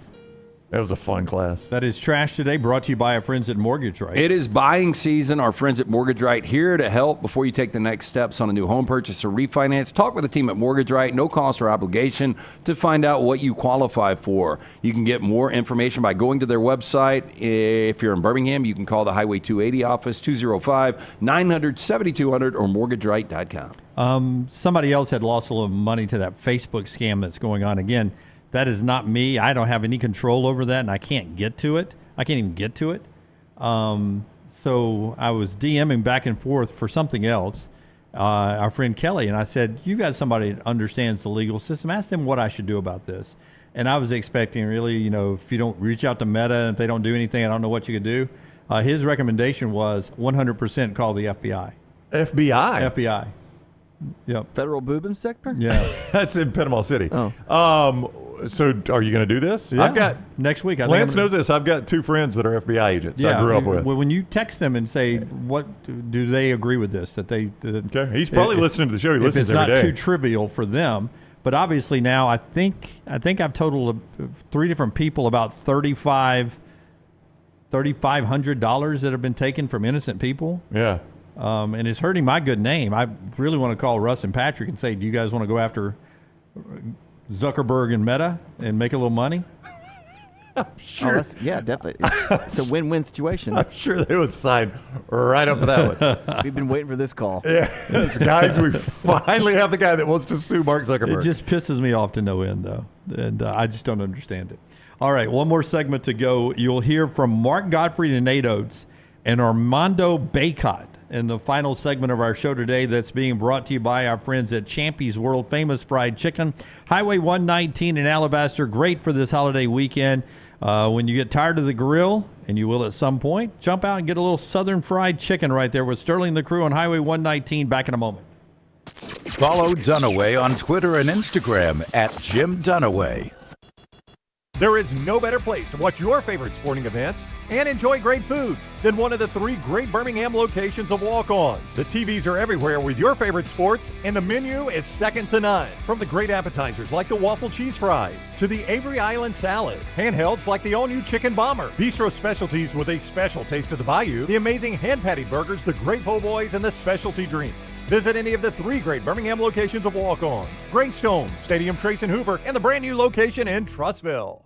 Storm season is here. Make sure you have a plan of action in place right now. Greg from Pell City and Storm Restoration Roofing should be your first call when storms hit. Insurance companies love working with Storm Restoration Roofing because of Greg Nelson's name and reputation in the industry. When storms hit, call Greg Nelson. He's local, 205-542-3531. He's the home of the free no-cost roof inspection. Greg from Pell City on Facebook, 205-542-3531. It's Storm Restoration Roofing. Just because you've quit going to the gym, it doesn't mean that you have to quit gym altogether. Dunaway, that is. With our Next Round podcasts open 24/7, 365, you can access gym anytime you'd like. While you may have done away with your treadmill routine, our version of Dunaway is standing by, ready to get you back to your absolute best. Find all that lovely Jimmy D-led content on Spotify, Apple Podcasts, Google Podcasts, and in the podcast section of nextroundlive.com. This message is sponsored by Jimmy Crypto Inc. and Jimmy Crypto for President. Our friends at Longest Furniture believe in getting more style for less. Longest offers a great selection of furniture for your living room, bedroom, dining room, home office, and entertainment room, helping you elevate your home design and decor. Longest offers everything from vibrant outdoor furniture to breezy home accents. Everything you need to create your own sunshine sanctuary. Right now, you can save up to 10% store-wide, receive $300 in Longest sleep credits with select mattress purchases, and access special financing on tons of hot buys. Take exit 280 off the I-65 Hallmark Farms exit today to see what Longest has to offer you. Hey, Lance Taylor from the next round to tell you about my friends at Michelson Laser Vision, located conveniently UAB Highlands. Almost 20 years ago, I went in for the procedure. Only took 12 minutes for both eyes. When I went in, I had 2200 vision. I was legally blind. Now I have 20/15 vision, still 19 years later. Make the call today. Schedule a hassle-free consultation. 969-8100. Dr. Mark Michelson, Dr. Jen Michelson, Michelson Laser Vision. Make sure you tell them the next round sent you. 969-8100 or MichelsonLaserVision.com. You never know what we're up to here at the Next Round. The easiest way to stay in the know with our antics and adventures is to follow the Next Round across all social media platforms at Next Round Live on Facebook, Twitter, Instagram, and TikTok. Whether it's Dunaway sleeping in the studio, Tim and Lunceford breaking down the latest movie release, or Game Day Chronicles, we are here to keep you updated on the latest sports news while, of course, having just a little bit of fun. Follow at Next Round Live across all platforms to join in.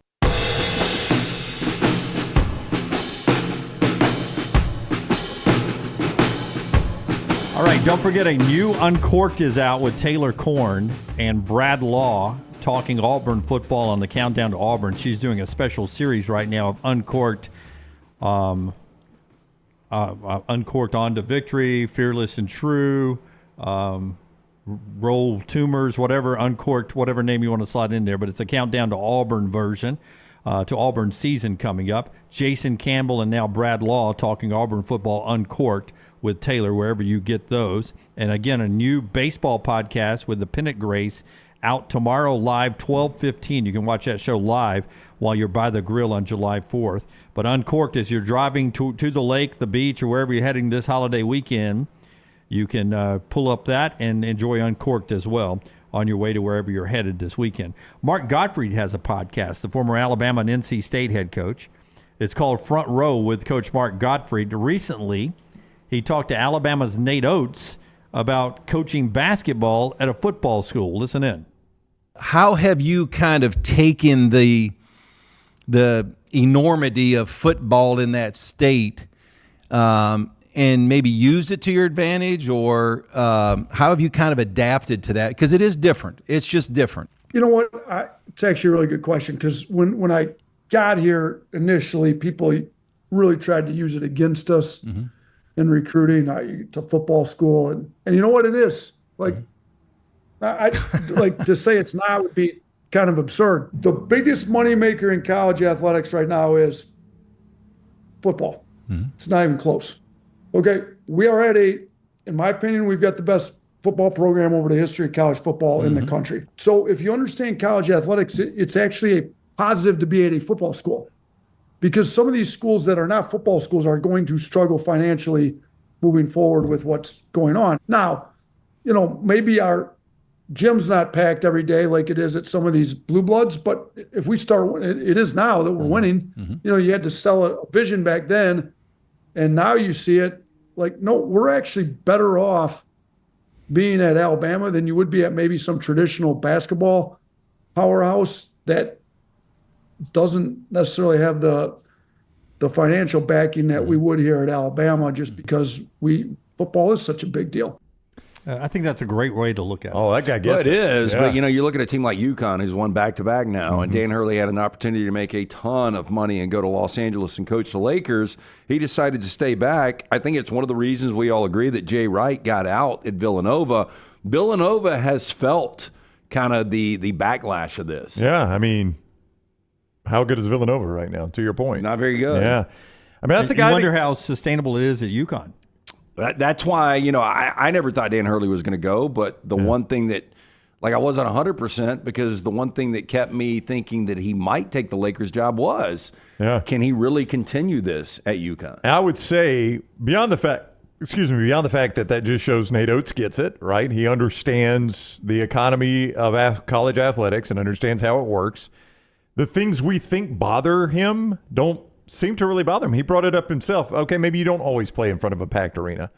Like, we like to comment on the fact that, Alabama's playing South Dakota State and there's 8,500 people in the stands in a 15,000-seat arena. 8,500 is still a lot of people. Yeah, and that doesn't seem to bother Nate Oates, though. He just said that with Mark Gottfried, like, okay, it's going to be packed now that we're winning, but maybe you're not in a packed arena every time. But you know what?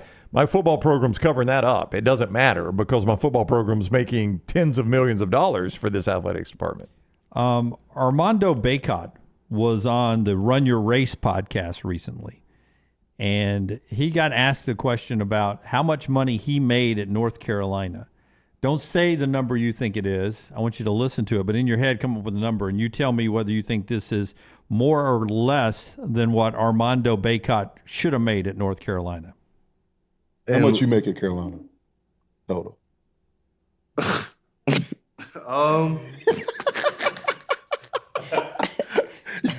I would say. You can't say the no. You can't say the no numbers. I can say. $2 million plus. $2 million plus. Yeah. Little cussing. But I'm saying that humbly though. But that speaks on the brand of Carolina because. Yeah. If I didn't go to Carolina, these like doing deals with TurboTax, all those people, they wouldn't do it with me. But like, I go to Carolina, so I'm able to. Like, if you go to Carolina, like this would like recruits anything. Like, you go to Carolina and you handle business, you go out there and play.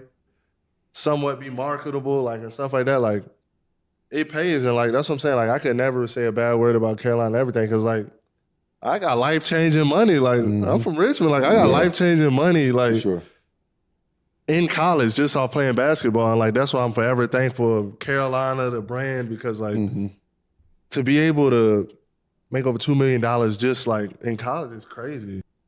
Appreciative of Carolina there. Was that the number you had in your head, about $2 million plus? Yeah, probably.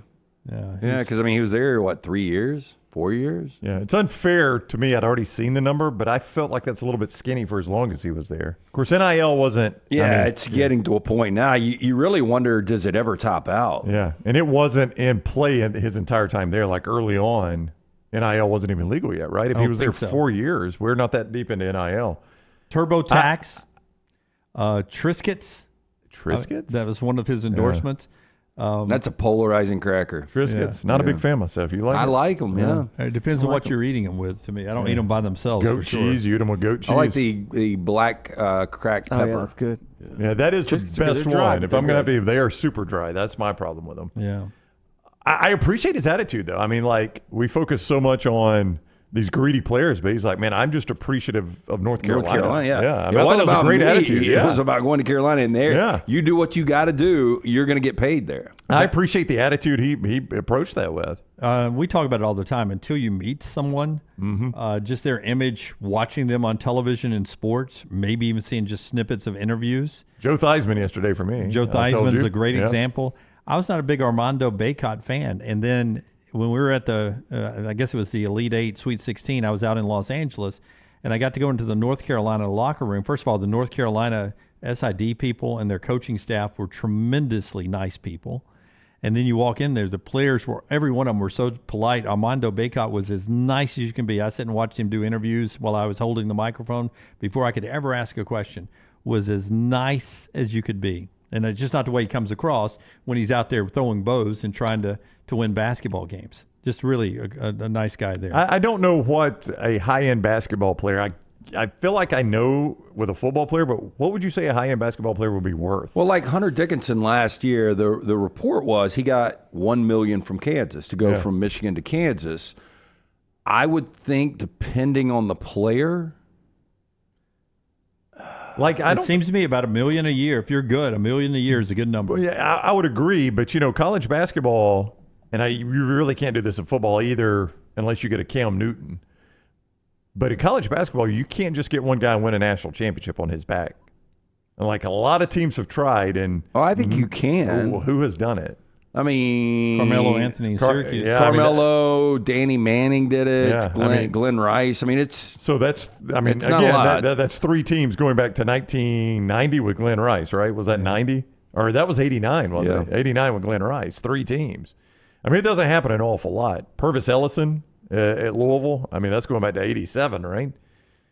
I mean, it's hard to do in college basketball. You need more than just one. But it's much easier to do in college basketball than football. I would agree unless you... Marquell says Kimball Walker. Yeah, that was Shabazz Napier. Those were crazy runs, though, by UConn, what those guys were able to do.